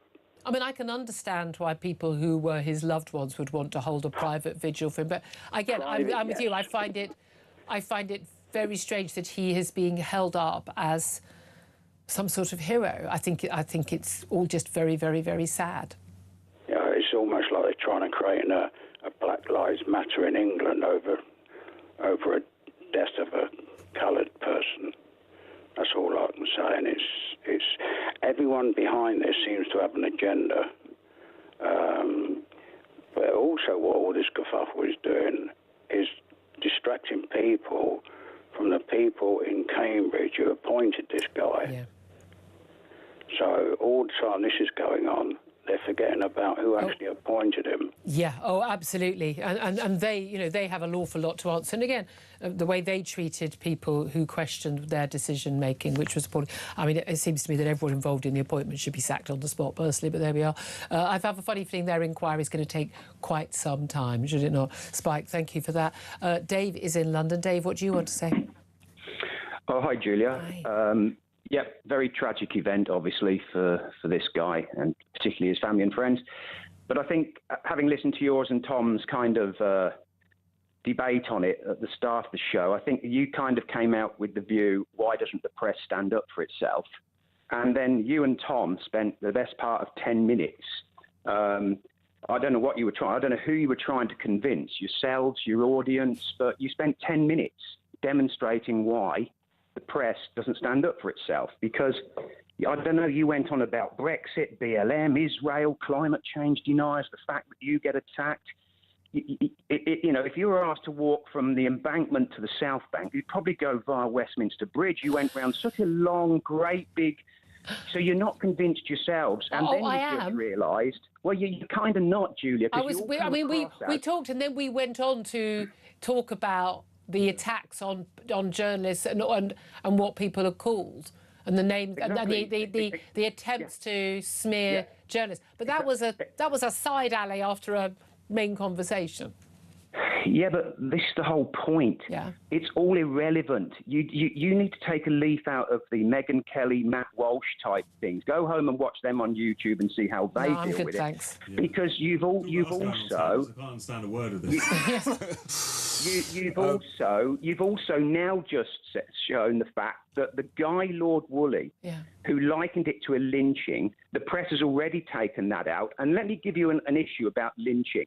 You're now going to go back to Jussie Smollett, if you remember him from 3 or 4 years ago, who actually hoaxed people that he had been subject to a lynching. In fact, when they interviewed him as the police, he still had a rope round his neck. The hoax was that. Yeah. Now, this is essentially a hoax from this professor as well. It's in that same type of category. And by the way, good luck to the guy. If I could come up with a hoax like that, I'd do it tomorrow morning. But he is now dead. So in a way, you've now got a guy that's used the term lynching. So But you should have started off in a way, instead of going round and round and round trying to convince yourself or your audience. I'm not sure who you're trying to convince. I'm not trying to convince anybody. I know exactly what I think. So does Tom. And we were just explaining why we were unhappy with the way this is being, the accusations that are being made, but also the media not defending itself. I think that was very clear.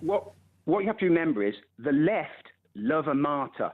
Yes. They cling on to a martyr, so they will make this into a martyr because that's what the left does. So this is almost perfect, in inverted commas, for them. But you guys should just go back and focus now and put on your headline, Lord Woolley uses the term lynching, and go after him. Double down and go after him. I don't want to go after anybody. I just want to. I just find it extraordinary that people would make such a blatantly untrue claim and use such intemperate language, but at the same time they'll accuse people like me or Tom or others of intemperate language when we've just simply literally used facts. Look, I think we're going to have to agree and disagree, Dave, if that's okay. Thank you for that. I'm going to get to some texts as well. William says assassinated and lynched, horrible, dangerous and disingenuous language to use. Spencer says, remember the pylon Rachel Reeves had when she was caught lying on her CV? I remember pictures of her on the moon, the Battle of Trafalgar, etc. Was that racism? Oh, it was fun, though, wasn't it? Mark said Jason Arday lied and cheated his way into a position he did not deserve to be in. This was enabled by people who were so desperate for a DEI poster boy, they brushed aside any doubts about him. He killed himself, not anybody else. And whilst this is tragic, it's 100% on him. Neil says, claims that 30,000 were at the vigil. 30,000 people celebrating the death of a poor guy who was a victim of their own DEI policies. Disgusting. Bill says they have a serious problem with the word accountability. It's always someone else's fault. Good God, says Stevie, people on the left are mentalists, every single one. Ethan says he stole someone else's work. He lied about his academic experience. He stole a job that should have gone to someone deserving. He was a lousy teacher. He was a racist, telling a student about her white privilege. He got caught out. None of these merit a death sentence, though. But it was something that he carried out rather than other people, you could say. The racists, says Les, are the ones who call everyone who doesn't agree with them racist, with the unfortunate effect that the word is losing its power. 11:34 is the time. Well, I mean, again, I'm meant to talk about more other topics. Again, you get to choose what you want to call in about. We're going to talk to Andrew Tettenborn, who's a writer and an academic, about the issue over the academic issue on this and indeed the media. We'll talk to him up next. Also going to be talking about the North Sea oil field. Are we going to actually see a decision from Andy Burnham anytime soon? This is Talk.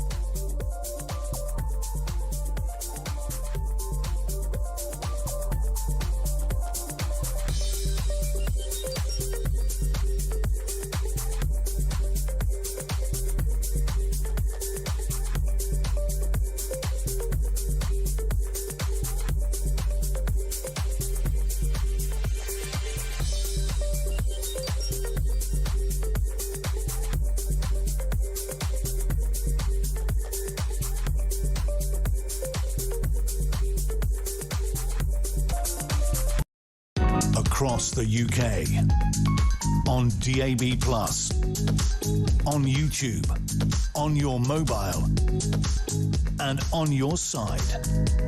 This is Talk. This is Talk, the Home of Common Sense. 11:36 is the time. Oh, just some breaking news. Tim Montgomery, a friend of this parish, I have to say. He was a very high-profile Conservative. Used to, of course, run, Conservative Home website. He's defected, very high-profile, to Reform UK. He's reportedly a party board member. He's been suspended, according to the Guido Fawkes website, from the Reform Party for repeated public criticism of, in particular, Home Affairs spokesman Zia Youssef. Very interesting. So, Tim, if you're around, want to come on the show, give us a call. Right now, let's talk more about this Jason Arday vigil and the aftermath and implications for not just the media, as we've been talking about, but actually also for Cambridge University and academia itself, with Andrew Tettenborn. He is a writer and academic and joins us now. Very good morning to you, Andrew. Morning, Julia. Thank you, George. Look, we've focused a lot on what's been going on in terms of the vigil, a lot of the reaction online and all that. But let's focus on, and it's a point actually one of my last callers made, that actually, very little, a lot of folks are, it's the media's fault, lynching and horrific language like that. But somehow Cambridge University, people are kind of forgetting when, of course, it was Cambridge University that chose to appoint Jason Arday, chose to, support him and in the face of a huge number of really well-based claims that actually he was not the person that they said they thought he was, but also that actually the credentials he had when he applied for the job simply were not up to scratch for anyone expecting him to be a professor at Cambridge. The academic establishment needs to have its feet held very firmly to the fire here. Partly, of course, it's Glasgow who first appointed him to a chair, and I must admit I'd like to know what due diligence they showed. But I think the people who really do have questions to answer are Cambridge University, who essentially set this man up to fail. Now, one point, of course, is that Cambridge supposedly is the brightest and the best. And for as an Oxford grad, are they? That's why I said supposedly. I'm a Cambridge person myself. But no, they set up a committee of 7 of apparently the cleverest people in the subject, presumably meant to supply judgment and wisdom in appointing this person.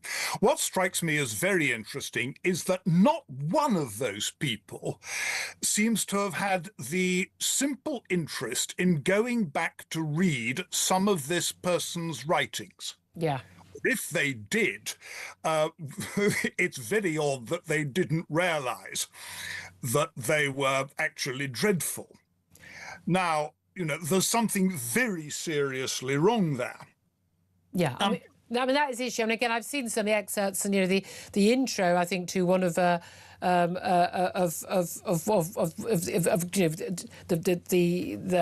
apologies of Jason Arday's one of his pieces. It's incomprehensible gobbledygook nonsense and it's cross between Teen Vogue and Citizen Smith at times for those listeners who remember Citizen Smith. Yeah. What worries me actually is what Cambridge hasn't said, because it said we are going to look at all our procedures for appointment. The trouble is, this wasn't a failure of process. This was a failure of people.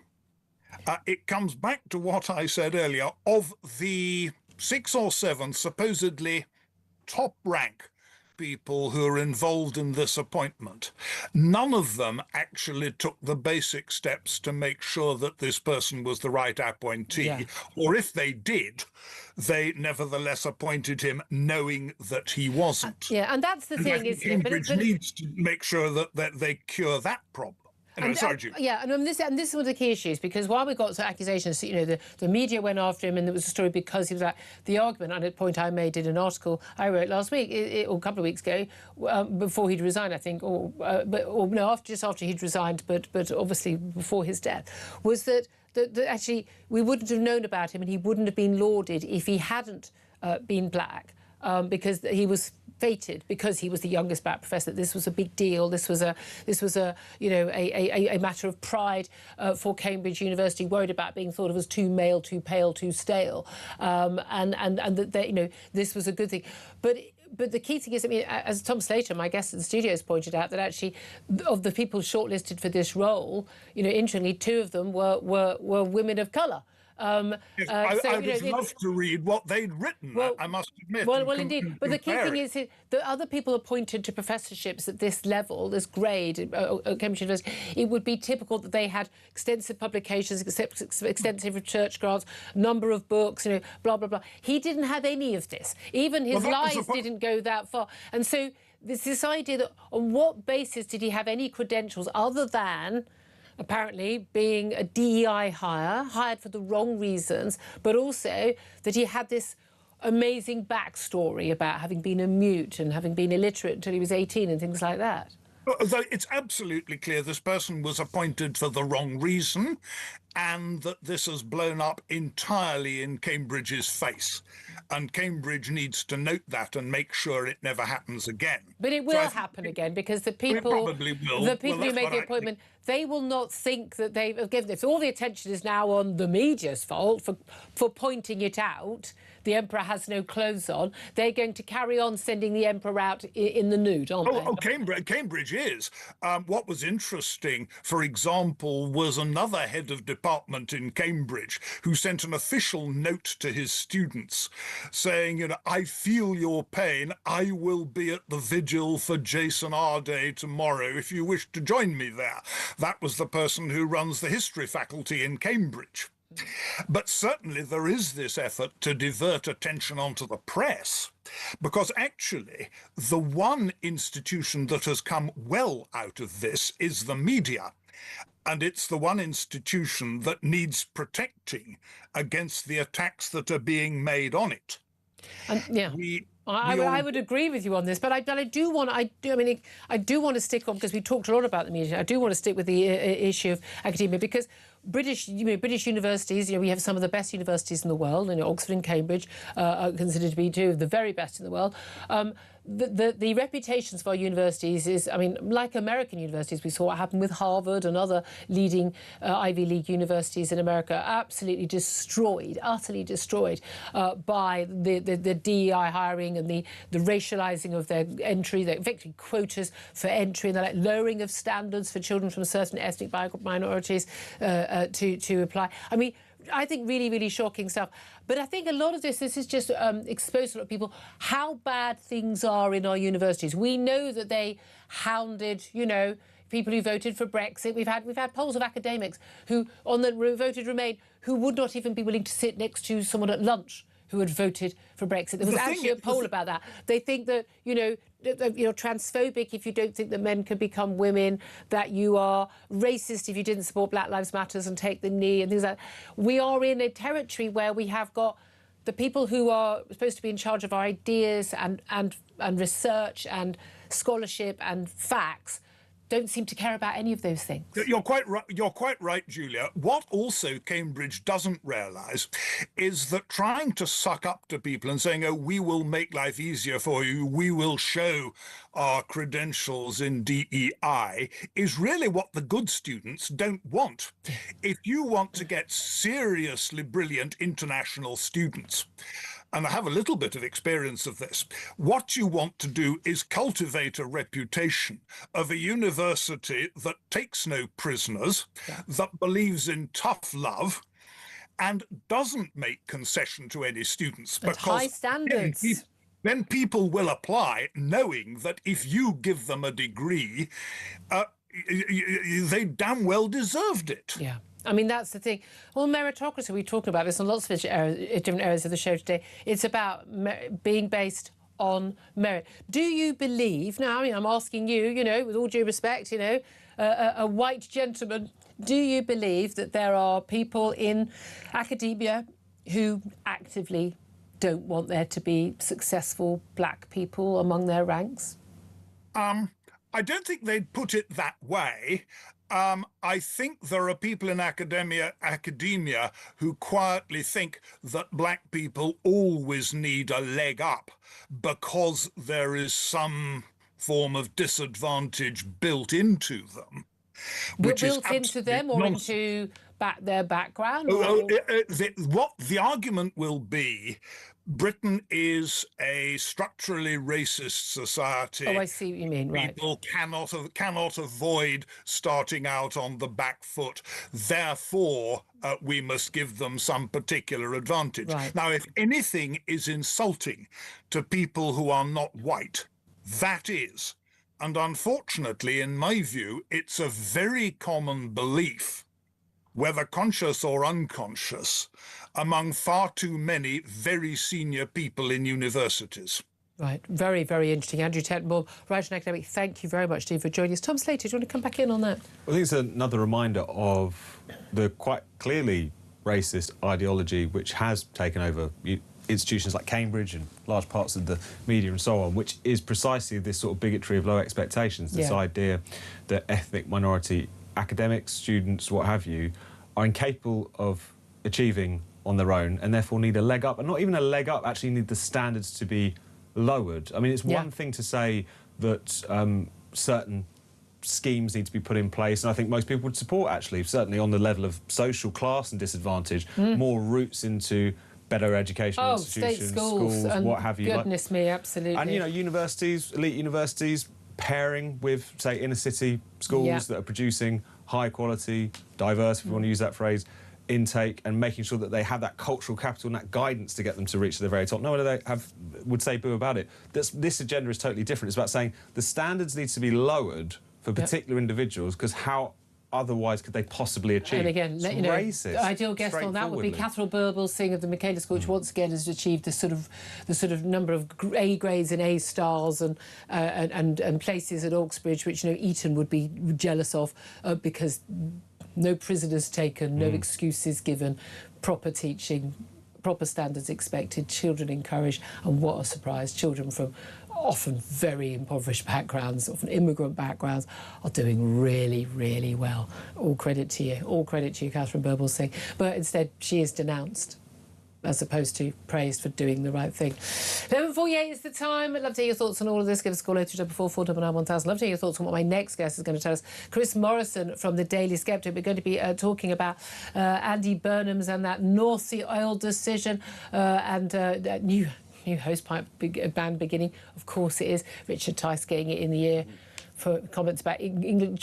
Stop moaning about the climate change. Enjoy English sparkling wine. We'll talk about all of that up next. This is Talk.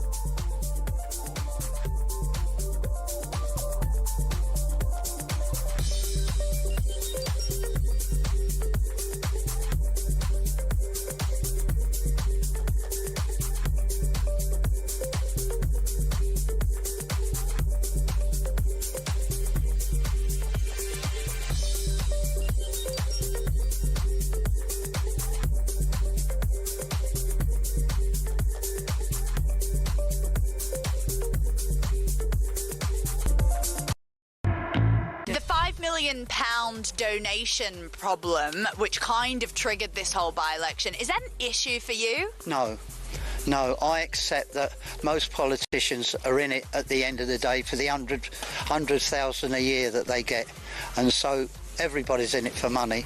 And if it was for security, and let's face it, look at Anne Widdecombe. She could have done with 5 million, couldn't she, for security? She's dead. And so, no, I don't. I think he was entitled to accept it. Across the UK, on DAB+, on YouTube, on your mobile, and on your side. This is Talk.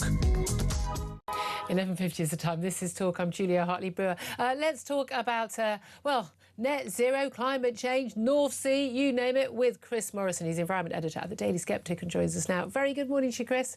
Good morning, Julia. Thanks for joining us. Well, lots of reports in the last couple of days that Andy Burnham was minded, that's the word, minded to look at approving the North Sea oil and gas decisions that we've been hearing so much about, Rosebank and Jackdaw. But that actually, now we're told, well, they're probably more likely to be pushed into September because, of course, he doesn't want to approve these licences, which have already been approved, of course, by the Tories, and therefore not a breach of the Labour manifesto, saying they wouldn't approve any new licences, but they've been an appeal but climate change appeal by the eco-warriors. But basically, they go ahead with it.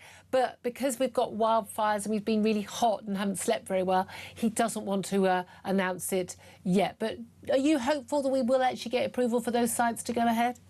I suspect we will, because we're in deep trouble if we don't. But I don't think anybody knows what Burnham thinks. I wish I had better political sources. Do you think he knows? I was just about to make that point. I wish I had better political sources, but I suspect he doesn't know, and neither does Mayata Fambula. They're pushing it back, aren't they? And until they don't want to do it during this summer, because of course the Sandwich Board, people like Sandwich Board Stanley, as I call him, aka Tim Stanley of the Telegraph, and Hugo Rifkin, have been doing the old look out of the window trope, as if that explains complex atmospheric science. It is quite bizarre, isn't it? The difference between climate change and also weather changing. And we have had a very hot summer. We've had a number of very hot summers. And a lot of people go, oh, well, it is climate change, but I mean, climate's over 30 years, and we are seeing slight warming of the planet. We've been seeing that for quite a long time, but that doesn't mean because we get a few fires, and it's not more than last year, by the way, and a hot summer, that it's climate change related.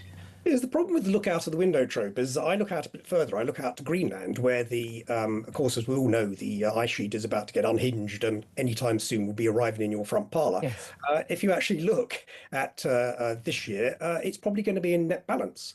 There's going to be no melt on Greenland. If you look at the coral on the Great Barrier Reef, the bellwether on the huge reef down there, it's at 5 years of record cover. So it's weird, isn't it? Because correct me if I'm wrong, have they been leading stories on the BBC website lately? In fact, I can tell you there has been no coverage in The Guardian. Last year, of course, there was bleaching and they didn't stop. No, they gaslight us. They just produce, they don't actually report science, they just report a narrative that... And the things you've just said, aren't you sort of making it up? These are proper scientific researched reports by credentialed people who know what they're doing. Yes, yeah. The Gulf Stream is the same strength as it was before. Wildfires in North America are at a quarter of the level last century. I don't make that up. It all comes from science work. Look at the data. Yeah. When people say... Sorry? People don't look at the data, Chris. That's the trouble. No. Well, if they do, they ignore it, or they look at the data that they want to, or they cherry pick and this sort of thing. And you're quite right. The weather and climate thing is one of the worst things they do, because they simply cherry pick weather, whereas you can only really tell a trend of climate over, as you say, a long, long period. Well, climate literally means over 30 years. But the interesting thing is, I mean, as I've always said, if it had rained all summer, that would have been climate change too. Yes. Yes, of course. Yeah. It would have been drought. It would have been flooding, and because they go on flooding in the winter, of course. The Met Office tries to have it both ways. It produces these ridiculous suggestions that it's going to be 5 degrees warmer in the summer, and we're going to have less rainfall. Less rainfall in the summer, and more rainfall in the winter. So they get both higher temperatures and drought all in one go. Ka-ching! You know, I mean, it's so obvious what they're doing. Well, do you agree with Richard Tice? He was reforms of his deputy leader. He's on the front page of the Mirror today, I think the Guardian as well. Basically, you know, he's being criticised for. I mean, it's a little bit of a Marie Antoinette moment. Shouldn't moan about the weather. We should be celebrating and drinking more English sparkling wine because we'll be able to grow more in more vineyards. Yes, I know naughty old Richard's been triggering the Mirror, although that probably isn't very difficult. Let them drink rosé, but of course the thing about Richard is that he of course used to do the Sunday show on Talk, and I used to come in. And the thing about Richard is he's very interested in the science, unlike a lot of politicians. And we used to chat a lot about the things I've just discussed with you, the science. He was genuinely interested, and he remains genuinely interested to this day. So what he's itemising there, of course, is there has been warming. There's been a small amount of warming from the Little Ice Age, which when, as we know, the Thames froze in the 18th century. There has been a little extra warming, and that means that grapes can now be grown a little bit further north. Now, if we go back to Roman periods, and I'm sure Richard sort of knows this, they grew grapes up to York, I think. And not just in Kent, yeah. Yes, that's right. In Greenland, during the medieval warming period, it was called Greenland by the Vikings because they grew stuff there, which they were unable to do when the weather got a bit chilly. And these things are cyclical. And so what Richard is pointing out is that, yes, the climate has changed marginally. There's been a little bit of warming. We don't quite know how much, partly because the measurements are not wholly accurate. They pick up a lot of urban heat corruption. But the weather, it's probably moved a degree or so, maybe 1 degree centigrade, from a very low base. But that's not the same as it being sort of 10 degrees higher than we're used to. No. But that's in fact, weather. Yes, that's just... began, but those records, a lot of them, some of them actually only a few decades most sort of that might go back to the late 1880s, might they? But we had quite a lot of time before then. Yes, yeah. They're talking about accurate, say, temperature measurements. In fact, there's a fascinating new open source database. England in the Little Ice Age. Sorry, extreme weather in England in the Little Ice Age, 1500 to 1700. That I just started examining. And the summer of 1650. Well, I mean, George Monbiot could have written it up. No rain for 4 months. The fields were parched. The cattle were dying. People had never seen anything like it. All this sort of thing. And you know. This was during the Little Ice Age. We've always had a lot of weather. And that was long before the Industrial Revolution, which, by the way, has delivered far greater benefits than any negativity of even if it were the cause of a 1% or 1.5% degree change. We've got a load of hosepipe bans. I mean, here we get more hosepipe bans beginning. I'm very excited. There was some rain yesterday in my garden. My grass might, maybe, possibly survive the summer. But it is bizarre, isn't it? The really, really simple solution to all of this is we're an island nation surrounded by water. We've got huge amounts of rainfall pretty much every year. We don't have enough reservoirs for the number of people who live here, and so we run out of water. Yes, well, we don't have enough reservoirs. We haven't built any for 30 years, as we know. I think actually it's about 50. yeah, no doubt. But we do have a very rainy climate, and so we do get these periods of drought, which we've seen many times in the past. And you can be guaranteed that since Lou Haig, our exciting new Deputy Prime Minister, who sort of sounds the alarm whenever there are wildfires going on, you can be guaranteed that when she's on the job, I know as soon as I buy it, we're going to have such miserable wet summers and winters the moment I buy it. So that's what put me off. Chris Morrison, great to talk to you, voice of reason, their environment editor at the Daily Sceptic. Thank you very much. Come on again soon. Tom Slater? Well, hopefully we are going to get a bit more common sense on these fronts. When? Even Andy Burnham has at least had to pretend. This is a good thing. In the same way that the Labour Party at least now has to pretend it cares about migration, it also now has to pretend that it cares about the North Sea. Not to say that much the cost of living. Not that much will come of that, but it's a small crumb of progress. I'm holding on to. As we know, net zero was never going to survive contact with reality. Contact with reality has now happened, and it ain't going to survive. But it's going to be a long route back, because the lunatics who don't care about facts are going to carry on fighting. Greta, if you're watching, do come on any time. So much more to talk about. Lord Redwood up next. Lots more top guests. Your calls as well. Give us a call. This is Talk, the home of common sense.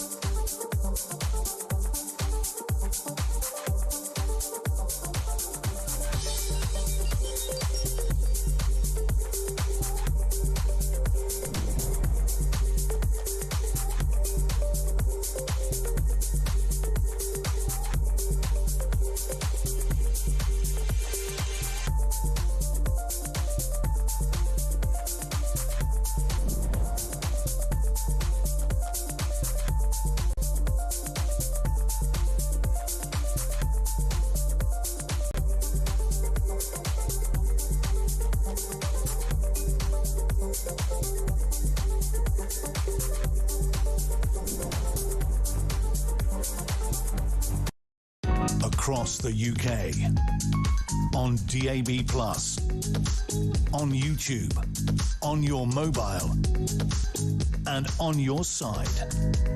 This is Talk.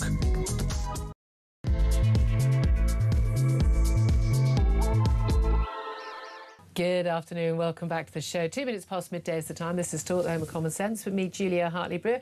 And whether you're listening on DAB Plus Radio, watching on YouTube, all the other ways of listening and watching, great to have your company. As always, if you've just tuned into the show, as always, we're going to have words. But you can go to my YouTube page, catch it all up. The Julia Hartley-Brewer Show. Hit subscribe, you never have to miss a thing.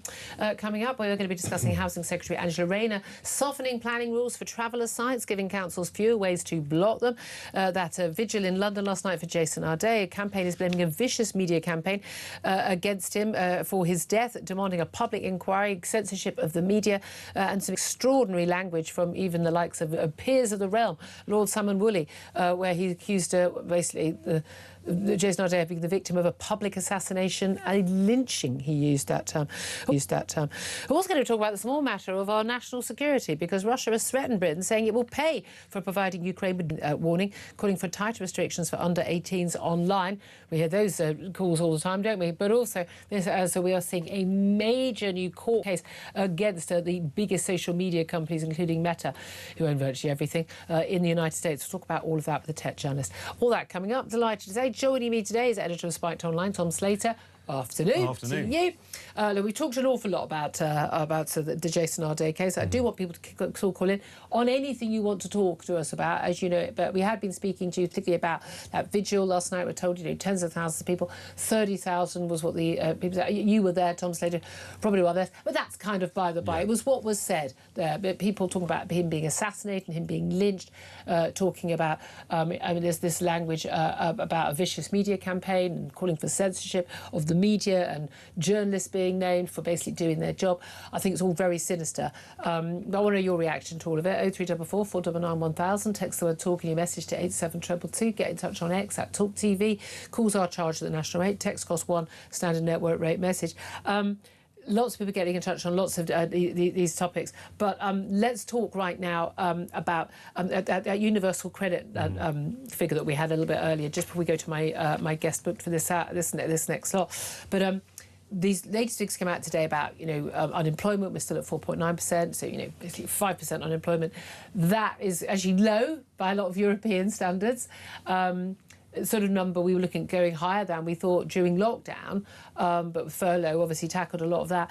But we are seeing that staying. But the crucial figures that have come out today that are really, really worrying is not only are there fewer vacancies, a huge number of fewer vacancies than there have been in probably, I think, in the last as part of 12 years, but also the number of benefit claimants, the number of universal credit claimants in Britain has skyrocketed yet again.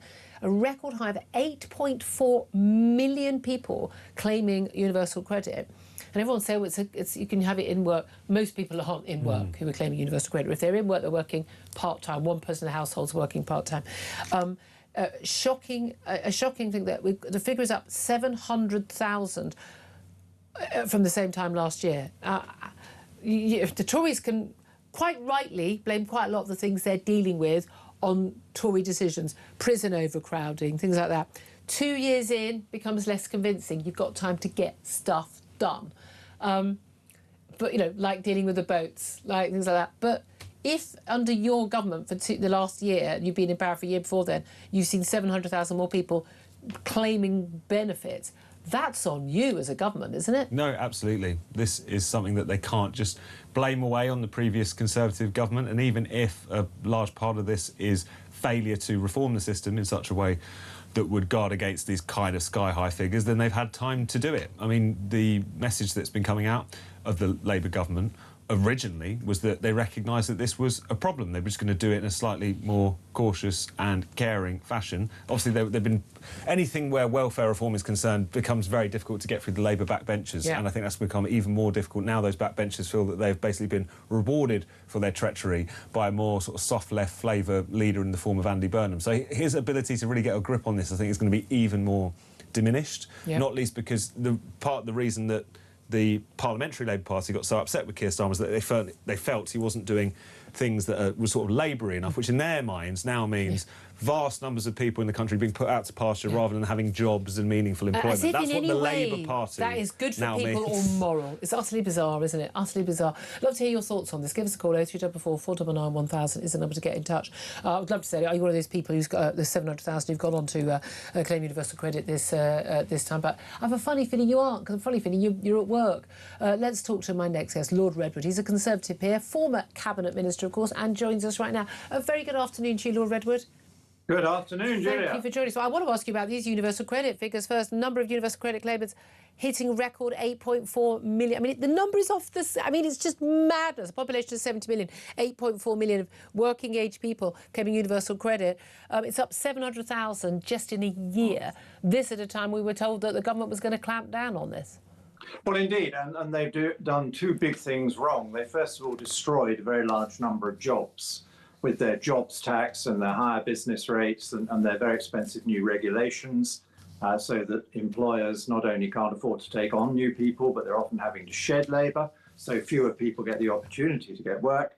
And then they've opened the doors ever wider on the sick note for life culture, which is what we need to clamp down on. Yes, a limited number of people are very disabled, and we all want to make sure they're properly looked after and they get decent money without too much hassle. But lots of others now are not going to be sick for life and should be out there working, because if they've got a mild mental health condition, they'd probably be better off with company and something to do than sitting at home worrying about it. I mean, the evidence is very, very clear. One of the best cures for those sort of mental health issues, the low-level ones, is work and structure, company, outdoors.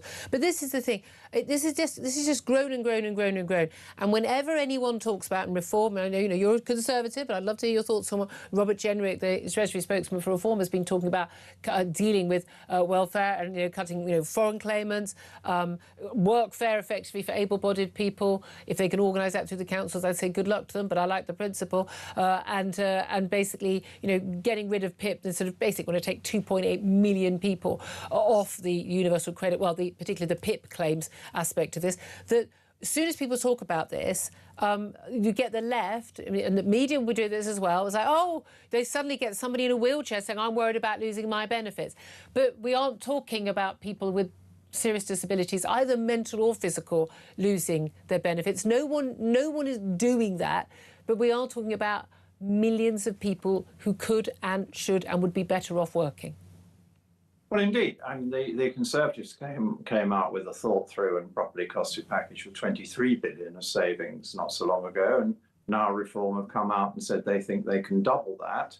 I think we need to look at the detail a bit more carefully. And I do think it's wrong to threaten seriously disabled people who need those benefits with very difficult tests, or with the uncertainty about having to reapply. But don't we need to have everybody, given an awful lot of tests have been done, people haven't been tested. I mean, we had the thing in the past where people were just being sent from pillar to post, and having someone who's just walked in off the street assessing whether or not their long-standing, clearly well documented by medics, long-term disability was valid enough. But now to someone on the phone going, computer says yes, you can have your benefits for life. Somewhere in between that's got to be right. Well, I think it's got to be properly gradated to the condition of the person. So if you've got somebody who everybody can see from the file is very seriously disabled, you don't want to put them through any uncertainty or fear, but that's a very limited number of people. But at the other end of the spectrum, where you've got people who most of us think should just be trying to get to work or be in work, yes, you need conditionality. You need to be tough, and they have to be reviewed, and they have to be told in the review that it's not even right for them that they've got a sick note for life. Yeah, it is bizarre, isn't it? And it's something I find very bizarre about the Labour Party. I was, unlike you, raised on the left, and I was always kind of brought up, it's a Marx quote, but it's very valid, from each according to their ability, to each according to their need, and that work was good for you, good for everybody, noble, and that you had a duty to work, and that the Labour Party was about, I don't know, this is a mad idea, Labour was about working people and was about, helping the plight of people in the working classes.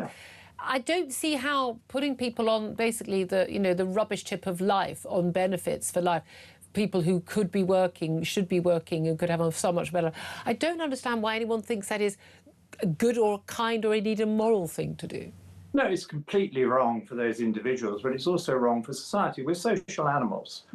And in order to live in communities to a reasonably high standard of living, we depend on the work of others. And so surely if we can work, we should work, because we've got to make our contribution. That's the nature of being a social animal in a successful community. And I find it surprising that so many people think they should sit at home and do nothing when the rest of us are having to go out there and earn a living and make a contribution. And it is a them and us culture now. Labour is creating this big divide where a lot of people have to go to work and then they have to pay excessively high taxes to support all the people who can't be bothered to go to work or are not made to go to work. And there's also a big divide now emerging between public sector and private sector. I think the private sector increasingly feels that they're having to make all the sacrifices, pay all the extra taxes, and then they struggle to create the jobs that people need and they get blamed. And the public sector can spend anything it likes. I mean, these latest earnings figures show public sector earnings going up 6.1% and private sector only going up 2.8%. Well, that doesn't look very fair. No, indeed. It is just extraordinary, isn't it? So talking of fairness, we've been talking about this morning. The Housing Secretary, back in the job as Housing Secretary, Rayner, she on Monday removed key rules used by residents and local councils to block illegal encampments, particularly those by traveller groups. She made the changes in her update to England's planning rules. The two crucial changes, but under the previous rules, councils could consider potential environmental damage caused by unauthorised encampments when assessing applications, and also that the sites should only be approved if they provide a settled base that limits the need for long-distance travelling. Both those requirements have now been removed, so much harder to oppose, but we have seen a 73% rise. It's gone up by 3/4 the number of unauthorised traveller caravans across England over the last 5 or 6 years. About 30 or 40 turning up on a site.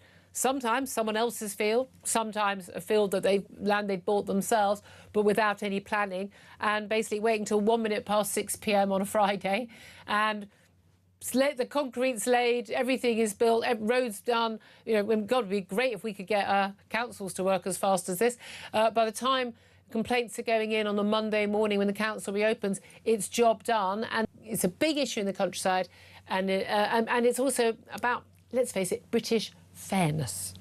Well, of course it is, and it's another example of this two-tier world where if you go to work and you obey the rules, you then don't get your planning permission for a perfectly reasonable request, and you have all sorts of costs loaded upon you. And then if you decide you're not going to play by the rules at all, you can just turn up in somebody else's field and take it over and claim squatters' rights. Or also, you can go on to make a lot of money if you actually buy the field first of all, and it's just an agricultural field, and then you decide to make it a development site and then force the council into endorsing your development. You've made an absolute fortune out of exploiting the system and breaking the law. That's why people are so fed up with all this. And Rayner is completely out of touch with most normal voters in England. They want the opposite of what she's doing. They want a tougher, fairer law, not a weaker law that allows the lawbreakers to get away with even more things. And one of the things I find extraordinary, again, the Tories were in for 14 years, is, you know,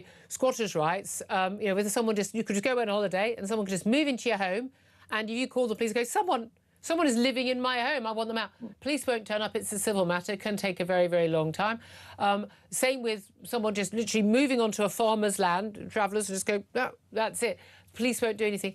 I mean, I find this extraordinary. This is theft by any other name. Why is this not a police matter, and why didn't the Tories change the law so it became an instant, very quick police matter? These people have no right to be here. You can show that, you know, here, I own the land, I own the house. Job done, police remove them within an hour. Well, I mean, the Conservatives did strengthen the law a bit, and in some cases it is a police matter, or it was a police matter, and they could indeed have gone much further.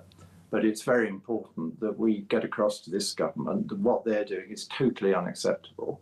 And if a reasonable number of these caravans turn up, well, an unreasonable number of these caravans turn up and occupy a field in a small village, you know, where's all the extra provision going to come from? The village doesn't suddenly have school places and water supply. All water supply and capacity and all the rest of it. You can't keep on moving big numbers of people around and expecting all the services to be there. That's the fundamental error successive governments have made over this current water shortage. It's not mainly to do with the weather, it's mainly to do with millions of new people and no new reservoirs. OK, well, let me put that to you, because I mean, talking about the water shortage, you know, we were talking about Richard Tyson, the Reform Deputy Leader's got it in the ear and front pages of Mirror and others, so basically having his Marie Antoinette moment about let them drink rosé, as one of our callers put it, by suggesting, you know, stop moaning about the weather, you can have English sparkling wine.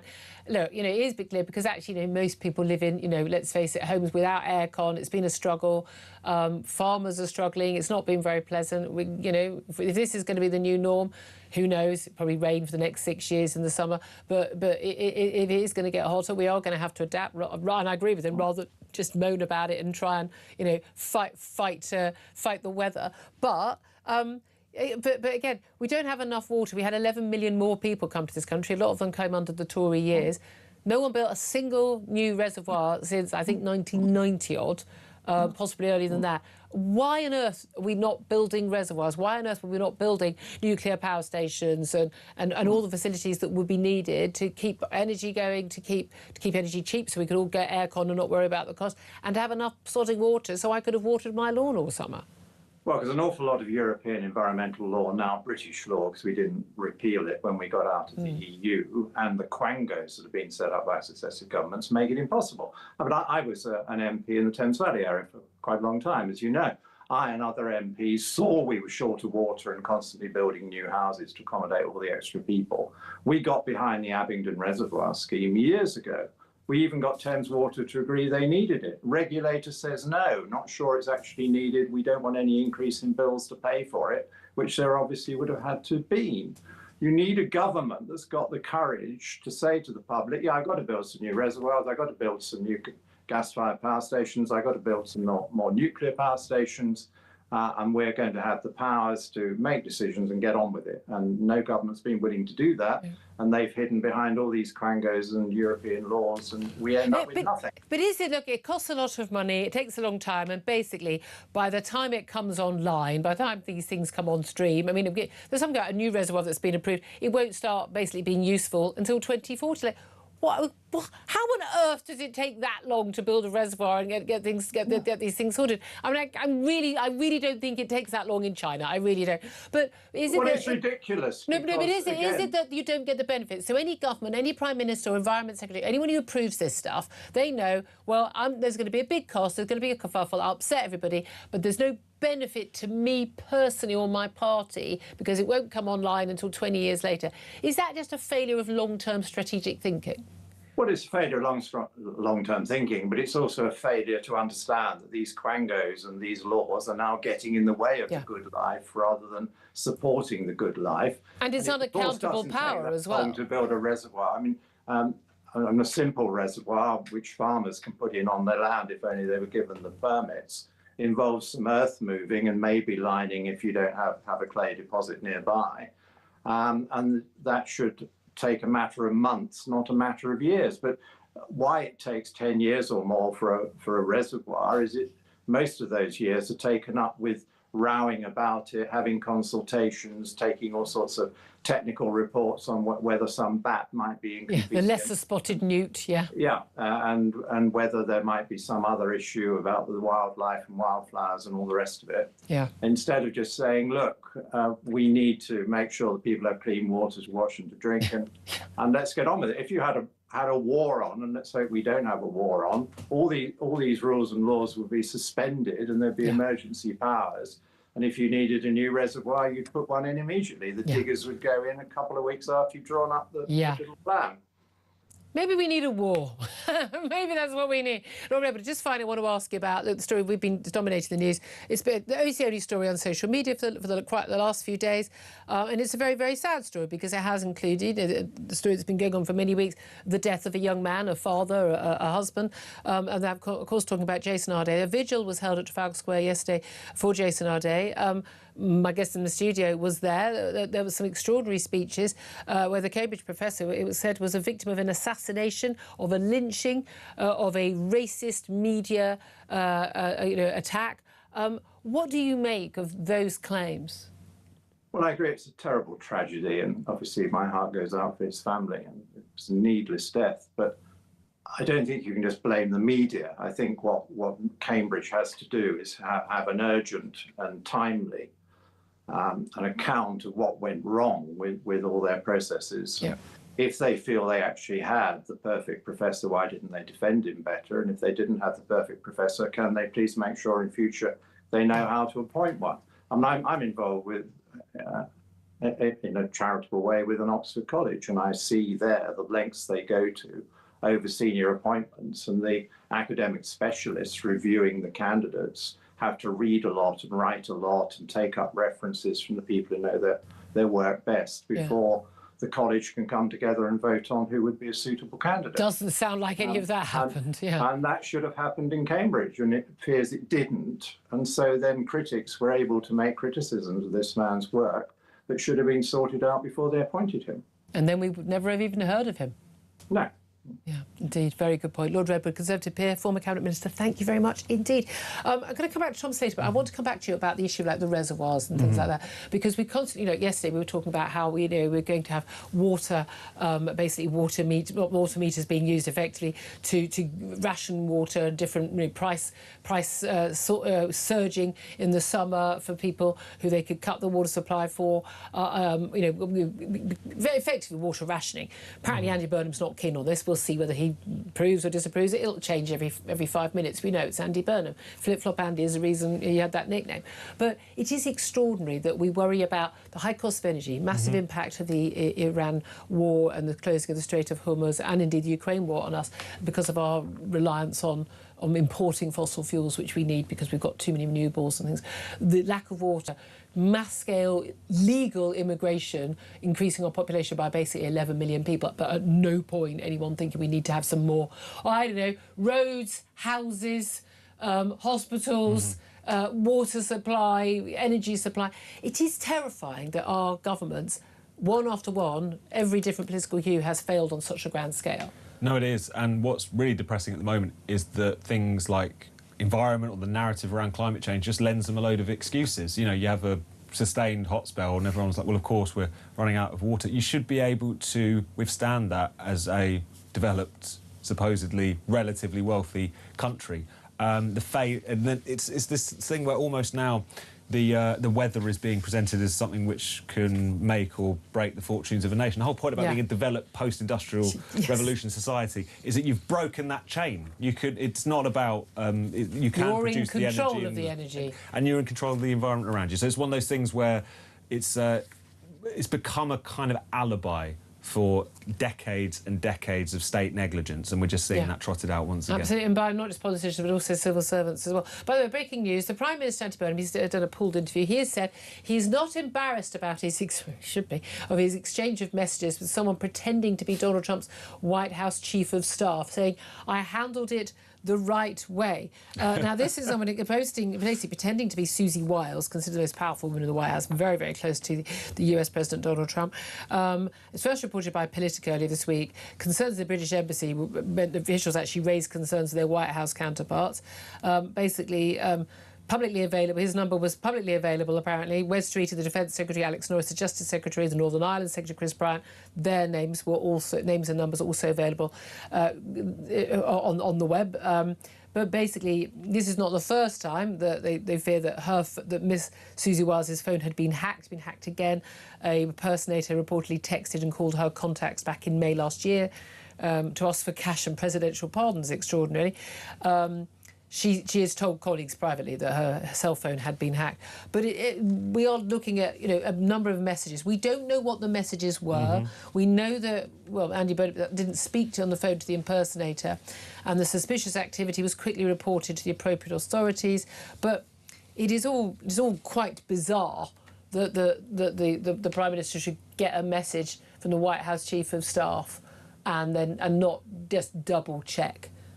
Yeah, who is this person? Because when I first saw this story, I thought that, is this someone who somehow got control, if not of her phone, that somehow was kind of mimicking her phone number, that was something that... But apparently not. I mean, this was just someone impersonating her. Had also made, as you say, kind of calls to various different figures in American politics, but people kind of got wind that this wasn't her because of the way in which she was typing and the way in which she was supposedly speaking. The idea that the Prime Minister is just kind of wandering around taking messages from who knows what, presenting themselves in what way. I mean, I dread to think what happens when he gets an email from a Nigerian prince asking for a bit of support, you know. Could end quite badly. Very, very fair point. 12:27 is at the time. We're going to take your calls up next. This is Talk.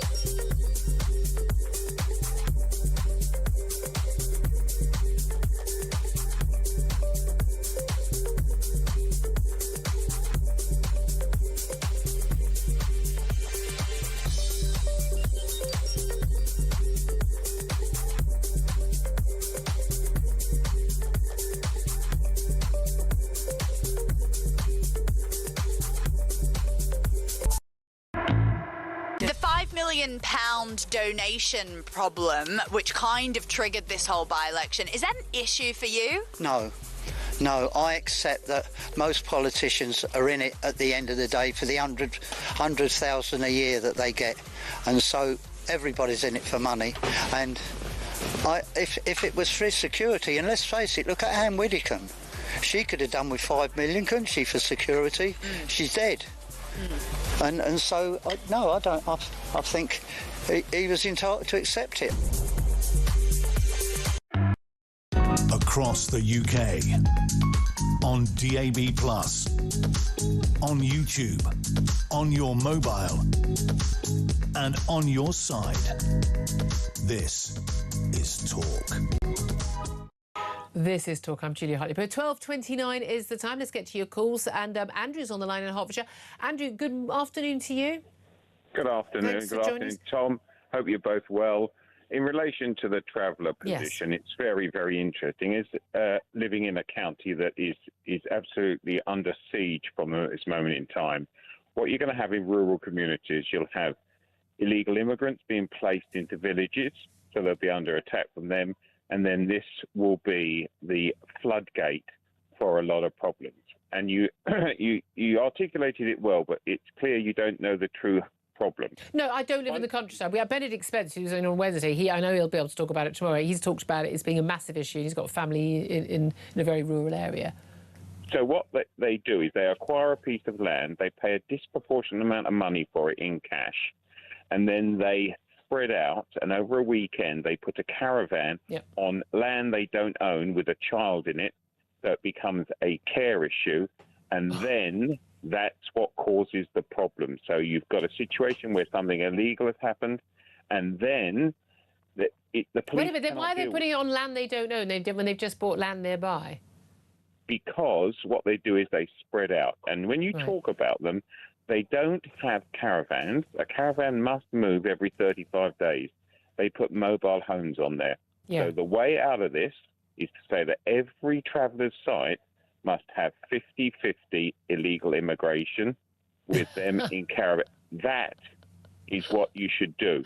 I just think that the law needs to be the same for everybody. I don't think there should be any protected characteristics. People just shouldn't discriminate against people because of whichever their background is, or ethnic group, or culture, or whatever it is. But the law just needs to be the same. And if any other group in the country couldn't just rock up and do that and get away with it, then neither should traveller families. We just need fairness. That's what we need. If you knew what happened to our local school, where we fund every single child that has to be driven in a separate taxi to it, the attacks on the teachers, it's terrifying. And the one you should interview, it's the guy that swam across the Thames. He's a Times correspondent. I think it's Matthew Paris. He wrote a brilliant article about this. You should get him on. Thank you. Julia, there's no humour around this. I'm not laughing. No, I know you're not. This is really nasty people being empowered by Angela Rayner, and it's going to end in death. OK, Andrew, thank you. Very, very, very stern words. I need to stress, obviously, you know, not saying that I'm sure he doesn't mean it. He talks about some of the people who are behaving like this. That would not be about every single person in a particular community. I don't believe there's any group of people that are all nasty people. I just don't. I think people should be judged on their individual actions and words. Gary is in Leicestershire and wants to join us. Gary, you wanted to carry on and talk about this reaction to the death of Jason Arday and that vigil last night, and what else? Tell us what you want to say. Hi, Julia. Yeah, great programme. The thing I find is the hypocrisy of it all. We've got a guy who sadly took his own life due to untruths that were formulated by himself and the system around him. No one forced him to make any of those lies up. No, and yet he took his own life. And now you have 90,000 people with Corbyn and Diane Abbott. I see them as bigots against white people.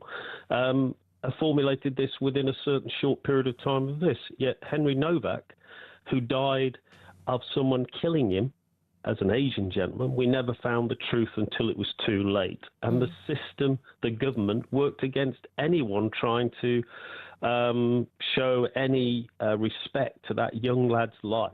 Yeah. We just seem to be, it's a tale of not two cities, but two systems. Yeah, and Nigel Farage was politicising his death and apparently, you know, being dangerous language when he talked about his cold anger. But we've had a peer, you know, in Simon Woolley talking about a lynching and an assassination. It's just ridiculous. It's like really the truth becomes the lie, and the lies and non-facts become the truth from the government and from the far left themselves. Absolutely, so absolutely. You're starting to see where's our future? Where are we going? Because every day, you know, I watch TV News and Talk, which I think is the only channels that actually will tell the truth. We're just being led down a path of disaster. Yeah, I couldn't agree with you more, Gary. Thank you very much indeed. We're going to take a quick break, 12:34. Up next, we're going to be talking about, well, talking of disaster, Russia aren't very happy about British drones being used to fire into Russian territory by the Ukrainians, and have said Britain will pay. What does that actually mean, and why is Donald Trump threatening to bomb his ally, Oman, on the other side of the Strait of Hormuz from Iran? We'll talk about all of that with defence and military analyst Colonel Simon Diggins up next. This is Talk.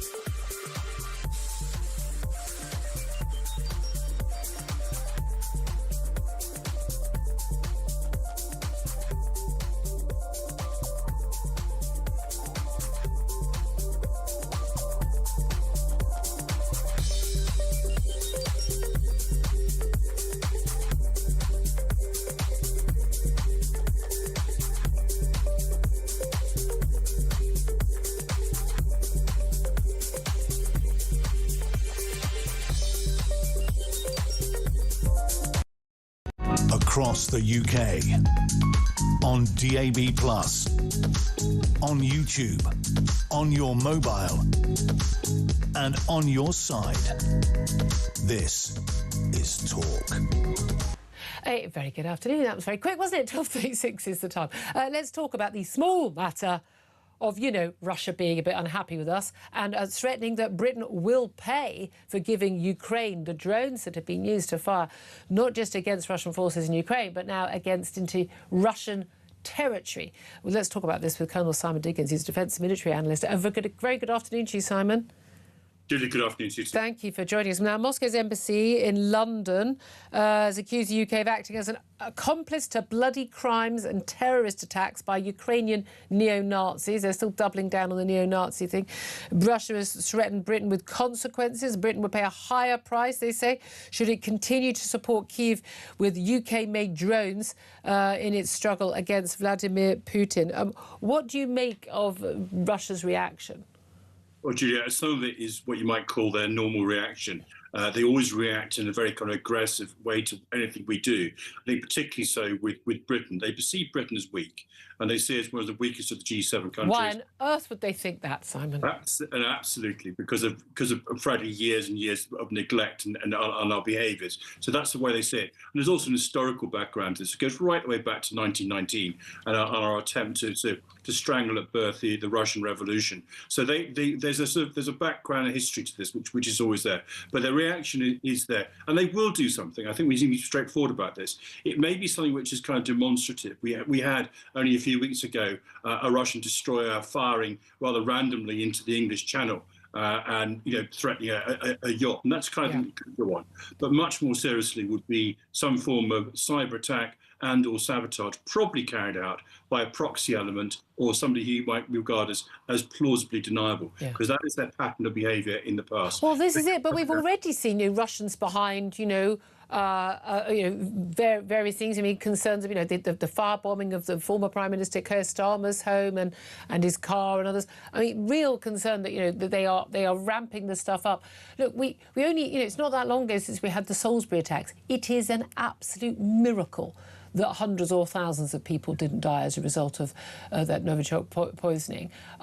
We've had, the killings on our streets of by Russian assassins using toxins and poisons and the like. It's almost like, Vladimir Putin wants us to absolutely know. It's never plausible deniability. It's always with a smirk. Well, it wasn't us. Wink, wink. He wants us to know. And this is the concern. We know that he's facing ballistic missiles in territory in Russia where they could easily hit NATO territory. There's lots of talk recently, and we've had America warning the British government, the intelligence sources, that there could be an attack by Russia on a NATO country, one of the Baltic states, very likely, and they're testing our resolve. And whenever we talk about this issue, I'm always like, but I don't trust our resolve. I don't trust that we are willing to stand up to Russia, not just Britain, but NATO as a whole. Yeah, I mean, some parts of NATO probably are. I mean, the countries further east, the Polands and Lithuanians, they look at the Finns, look at the Swedes. Yeah. Both countries joined NATO, having years and years of neutrality behind them. And countries like Poland spending nearly 5% of their GDP on defence, and even the Germans, who are very slow behind them, now have put money behind with the challenge and are doing something about it. We're still waiting, apparently, for the Chancellor's autumn statement to determine whether or not we're going to produce something or not. And that's the problem. We are literally, and as you rightly point out, the American warning is an attack could take place in weeks. But we seem to be no sense of urgency about this whatsoever.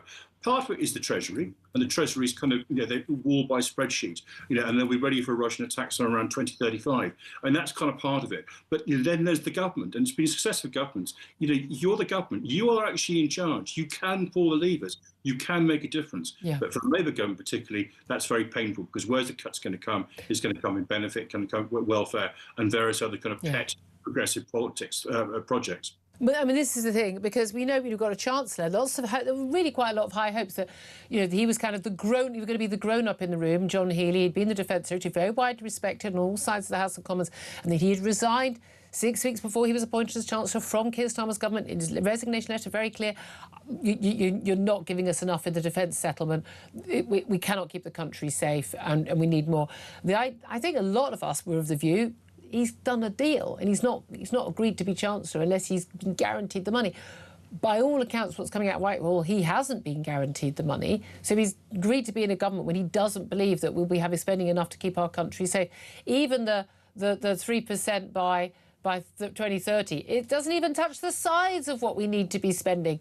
I mean, you think, it was 7. Okay, I know our economy's growing bigger, but it was 7% of GDP in 1938, and it was 50% by 1942, which is a bit of a giveaway of how much spending now can save money later. But Russia doesn't believe that the West is going to step up to protect. They were shocked that we protected Ukraine because we hadn't made it clear we would. They don't believe that NATO is united because it isn't. They don't believe that we would fight back because we were. We've got America. They've basically used up all their ballistic missiles in Iran. The West is very, very vulnerable right now, isn't it? It is, and we're dealing with a country that's fundamentally on a war footing at the moment. 40% of all Russian state expenditure is on defence. Figures not very dissimilar to the kind of figures that apply to us in the Second World War. Yeah. Now, there's no question about it. The Russian economy is in trouble, and you can't move away from the war economy because there aren't any jobs. Exactly. So he's created a problem for himself, but also the problem is that the solution to that problem is keep on fighting. And look for other opportunities. He's looking for something that he can actually call a victory. That is not going to happen easily in Ukraine, and so he looks elsewhere, and the Baltics are there. He's already declared that, in his view, the Baltics should have what he calls a limited form of sovereignty. In other words, directly under Russian control. Countries like Belarus would be an example for him of how that goes on. And he doesn't believe that the Baltics are, to kind of slightly paraphrase Bismarck, worth the bones of a single British grenadier. And we need to demonstrate that A, that we will take it seriously, and B, that we're prepared to put the effort and resources to try and do that. And I think at the moment the question mark still exists. Are we prepared to do that or not? And I fear the answer currently is no. That is my worry. And again, with a lot of people, and it's particularly on the left, and we saw that. We've got Ed Miliband, senior figure in this government, who was leader of the Labour Party, who basically led that vote against it when David Cameron wanted to go and help in people being massacred in Syria. We all care about genocide sometimes, but not all the time, apparently. But this idea that war is bad, we're opposed to war. And there's been a clip, a full clip from Andy Burnham, they're 100% opposed to any illegal war, war's bad. Yes, war is bad, but sometimes you have to fight that war to not fight a worse war later on, or to defeat a force that is, dangerous. These are people, I think, who would question going to war, in 1939, 1940, and that is the real concern, that people don't get it. As someone who's been in war, and one of the things I've noticed, having privilege in my career of speaking to so many people like you who have actually served on the front line and done the actual business, the stuff that us armchair generals haven't been able to do and aren't up to doing, is that how many people who have been on the front line are actually the most wary of war, because the full horrors and the full reality of it. But why is, what can we do to persuade people that we need to be able and willing to fight a war against hostile states, dangerous people like Putin, to prevent that war from happening in the first place? What would you argue to persuade the likes of Andy Burnham and everyone else? I think the first thing to do is and you rightly bring the focus back to the Second World War. War is an instrument of policy. It may be a very ugly instrument of policy, but it's an instrument of policy, and any sensible country should be prepared to use that instrument of policy if the circumstances and time are right. So I think there's got to be a kind of a mood change. Said, look, there are circumstances, but we have to use force in order to achieve something. The challenge we've slightly got is that we had a period when we used it quite freely. Yeah. I mean, the so-called period of Blair's wars, were very much wars of choice. This is different. This is it's an existential threat to our country and to our NATO alliance, exactly the reason that NATO was set up in the first instance. So there needs to be a really strong message from the government the whole time, across all its members, saying this is why it's important.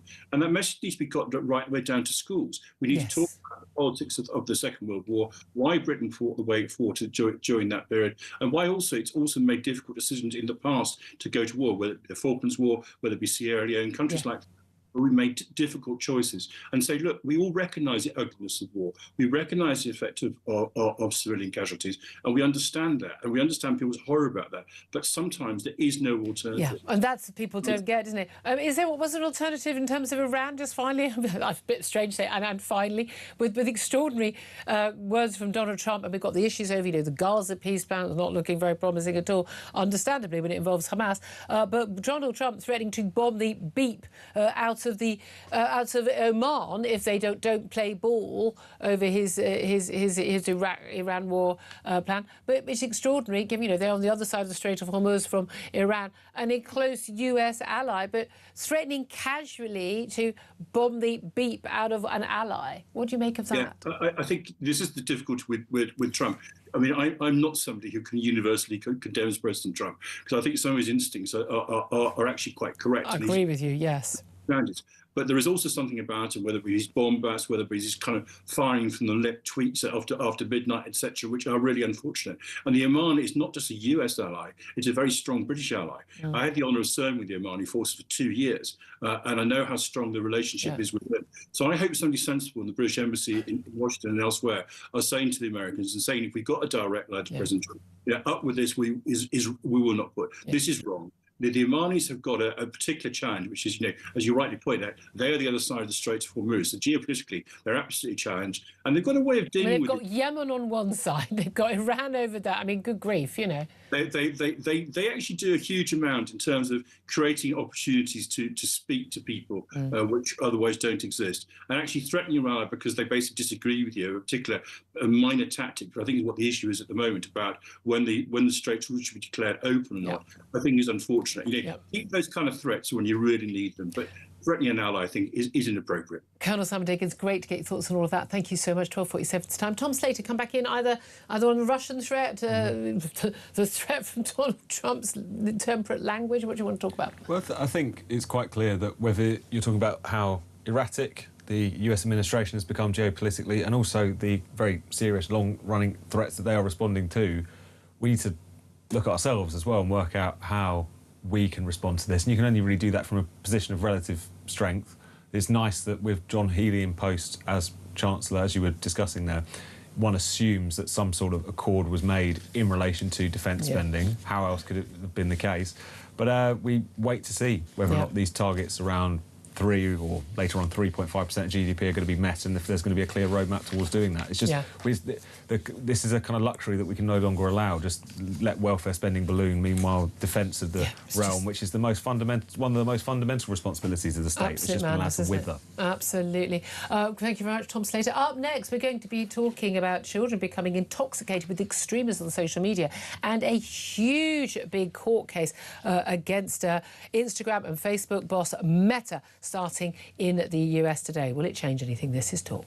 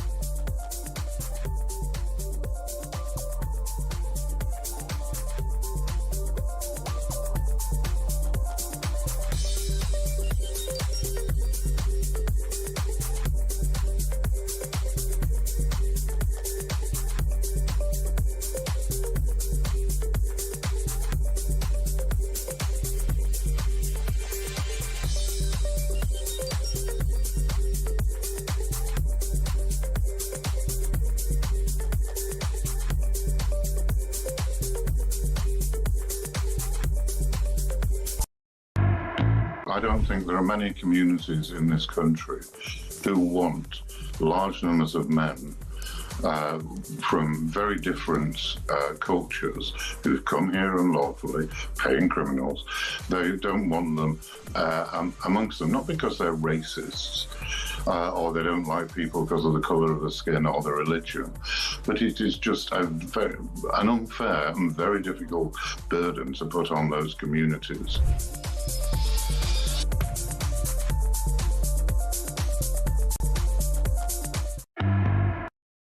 Across the UK, on DAB+, on YouTube, on your mobile, and on your side. This is Talk. This is Talk. 12:50 is the time. I'm Julia Hartley-Brewer. Letting you know, David Bull is standing in just a couple of moments for Ian Collins. Right now, though, let's talk about a couple of big tech stories, because two interesting stories in the news. The Children's Commissioner, Dame Rachel D'Souza, has called for a range of curbs to be introduced on social media for under-16s amid concerns over a fascination with violence online. She says British children are increasingly becoming intoxicated by extremism. In fact, the curbs on social media, she is under 16 16s, but also 16 and 17-year-olds as well. In her new report, she says there's deep concern that children are being drawn into radicalisation and violence, fascination online, and yet they're talking about weapons, idolised violent attackers, sharing videos of beheadings and suicides, but they're routinely falling outside counter-terrorism efforts. Well, let's talk about this with Will Guyot, who's a tech journalist. Will, thank you for joining us. Hi, Julia. Thank you very much indeed. I mean, I want to talk about what's been going on stateside as well, but I mean, this seems to me, I mean, you know, wise words from Rachel D'Souza, but again and again and again, we have more and more reports about kids sort of getting caught up in the wild west of the internet, seeing horrific stuff, which most of us would go out of our way to avoid, sharing it, glorifying it. But of course, this has an extraordinary impact on, you know, developing brains, doesn't it? Yeah, and I think there's an insurmountable amount of evidence now to suggest that certain young people are really badly impacted by social media and what they see. Yeah. And it's hard for anybody, even me as somebody that's still passionate about use of the internet and social media, to say it isn't happening. What needs to happen, what more needs to happen is the social media companies actually need to start taking this stuff seriously. There's only so many times Dame Rachel D'Souza can come out and say not enough is being done. Yeah. And there's only so many times the social networks can say we're doing enough, because it's clear there's a gulf in between those two things, which I guess from the perspective of linking into the other major story, this is seismic gets thrown around all the time, right? Everybody talks about game-changing court cases and those kind of things. But this one that starts in the US today, Meta, the parent company of Facebook and Instagram, could be in line to pay out $1.4 trillion in damages if they lose this particular case. Mark Zuckerberg might know this. Well, let me quickly explain to people what that is, because it's a massive court case against Facebook owner Meta. And it opens, she said today, over alleged breaches of privacy laws for children. So the trial stems from a lawsuit brought by 30 states, including the big ones, New York, California. It could force major changes to the way both Facebook and Instagram operate for young people, including infinite scroll functions, removing like counts and things like that. So it could have a massive impact, because we know a lot of those things are about driving money. But what makes this case different? Because we've had numerous cases, haven't we, being brought, and let's face it, most of them end up being quietly settled for large sums of money to make them go away.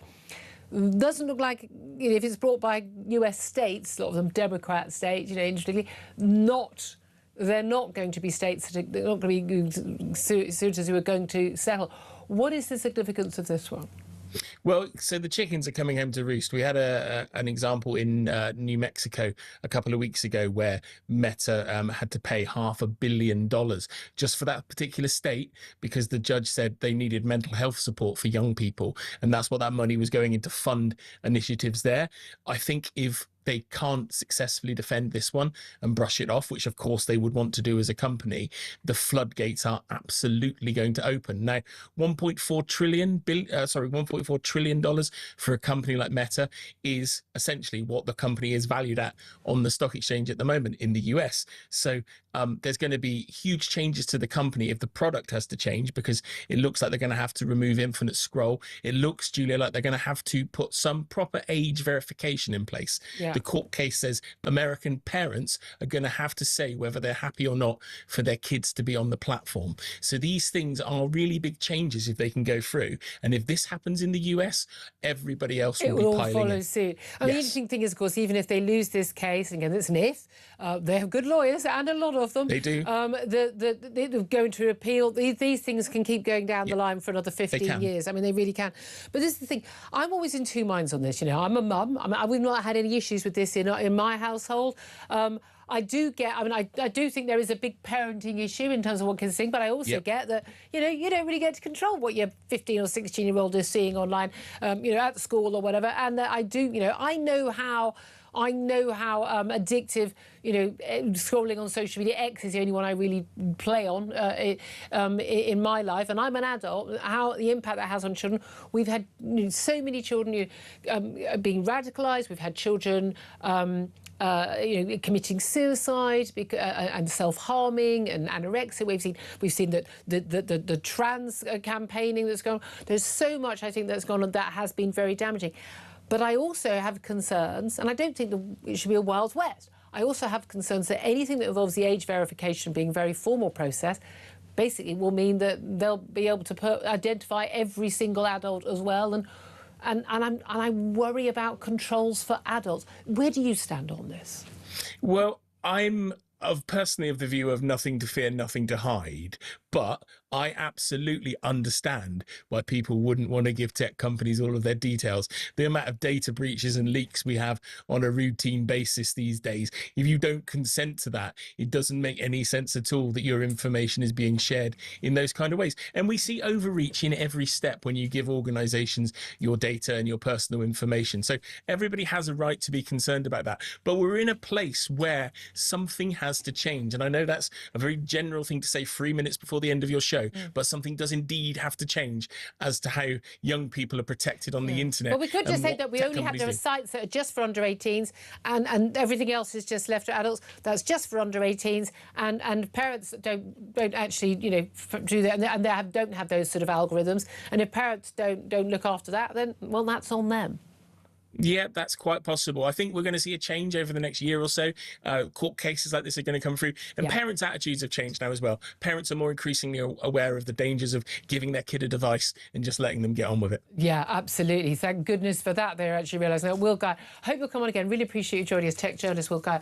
Tom Slater, you're always concerned about freedoms as well. I want kids to be protected. I think they're different from adults, but how do you do that whilst also protecting freedoms for adults? I mean, that is the balance, isn't it? But I think a lot of this comes down to parental responsibility, which has been neglected over the years on this issue, I dare say. It really, really has. I mean, you get these parents. There was a last case in America. They had the parent saying, well, this kid, they've been basically on Instagram, I think, since the age of 8, 8 hours a day. And you think, well, where were the parents? I think they're just 6, in fact. Even it was like, this is a basic parenting fail, isn't it? Thank you very much, Tom Slater. It's such a pleasure having you in the studio, talking, as always, in huge amounts of sense.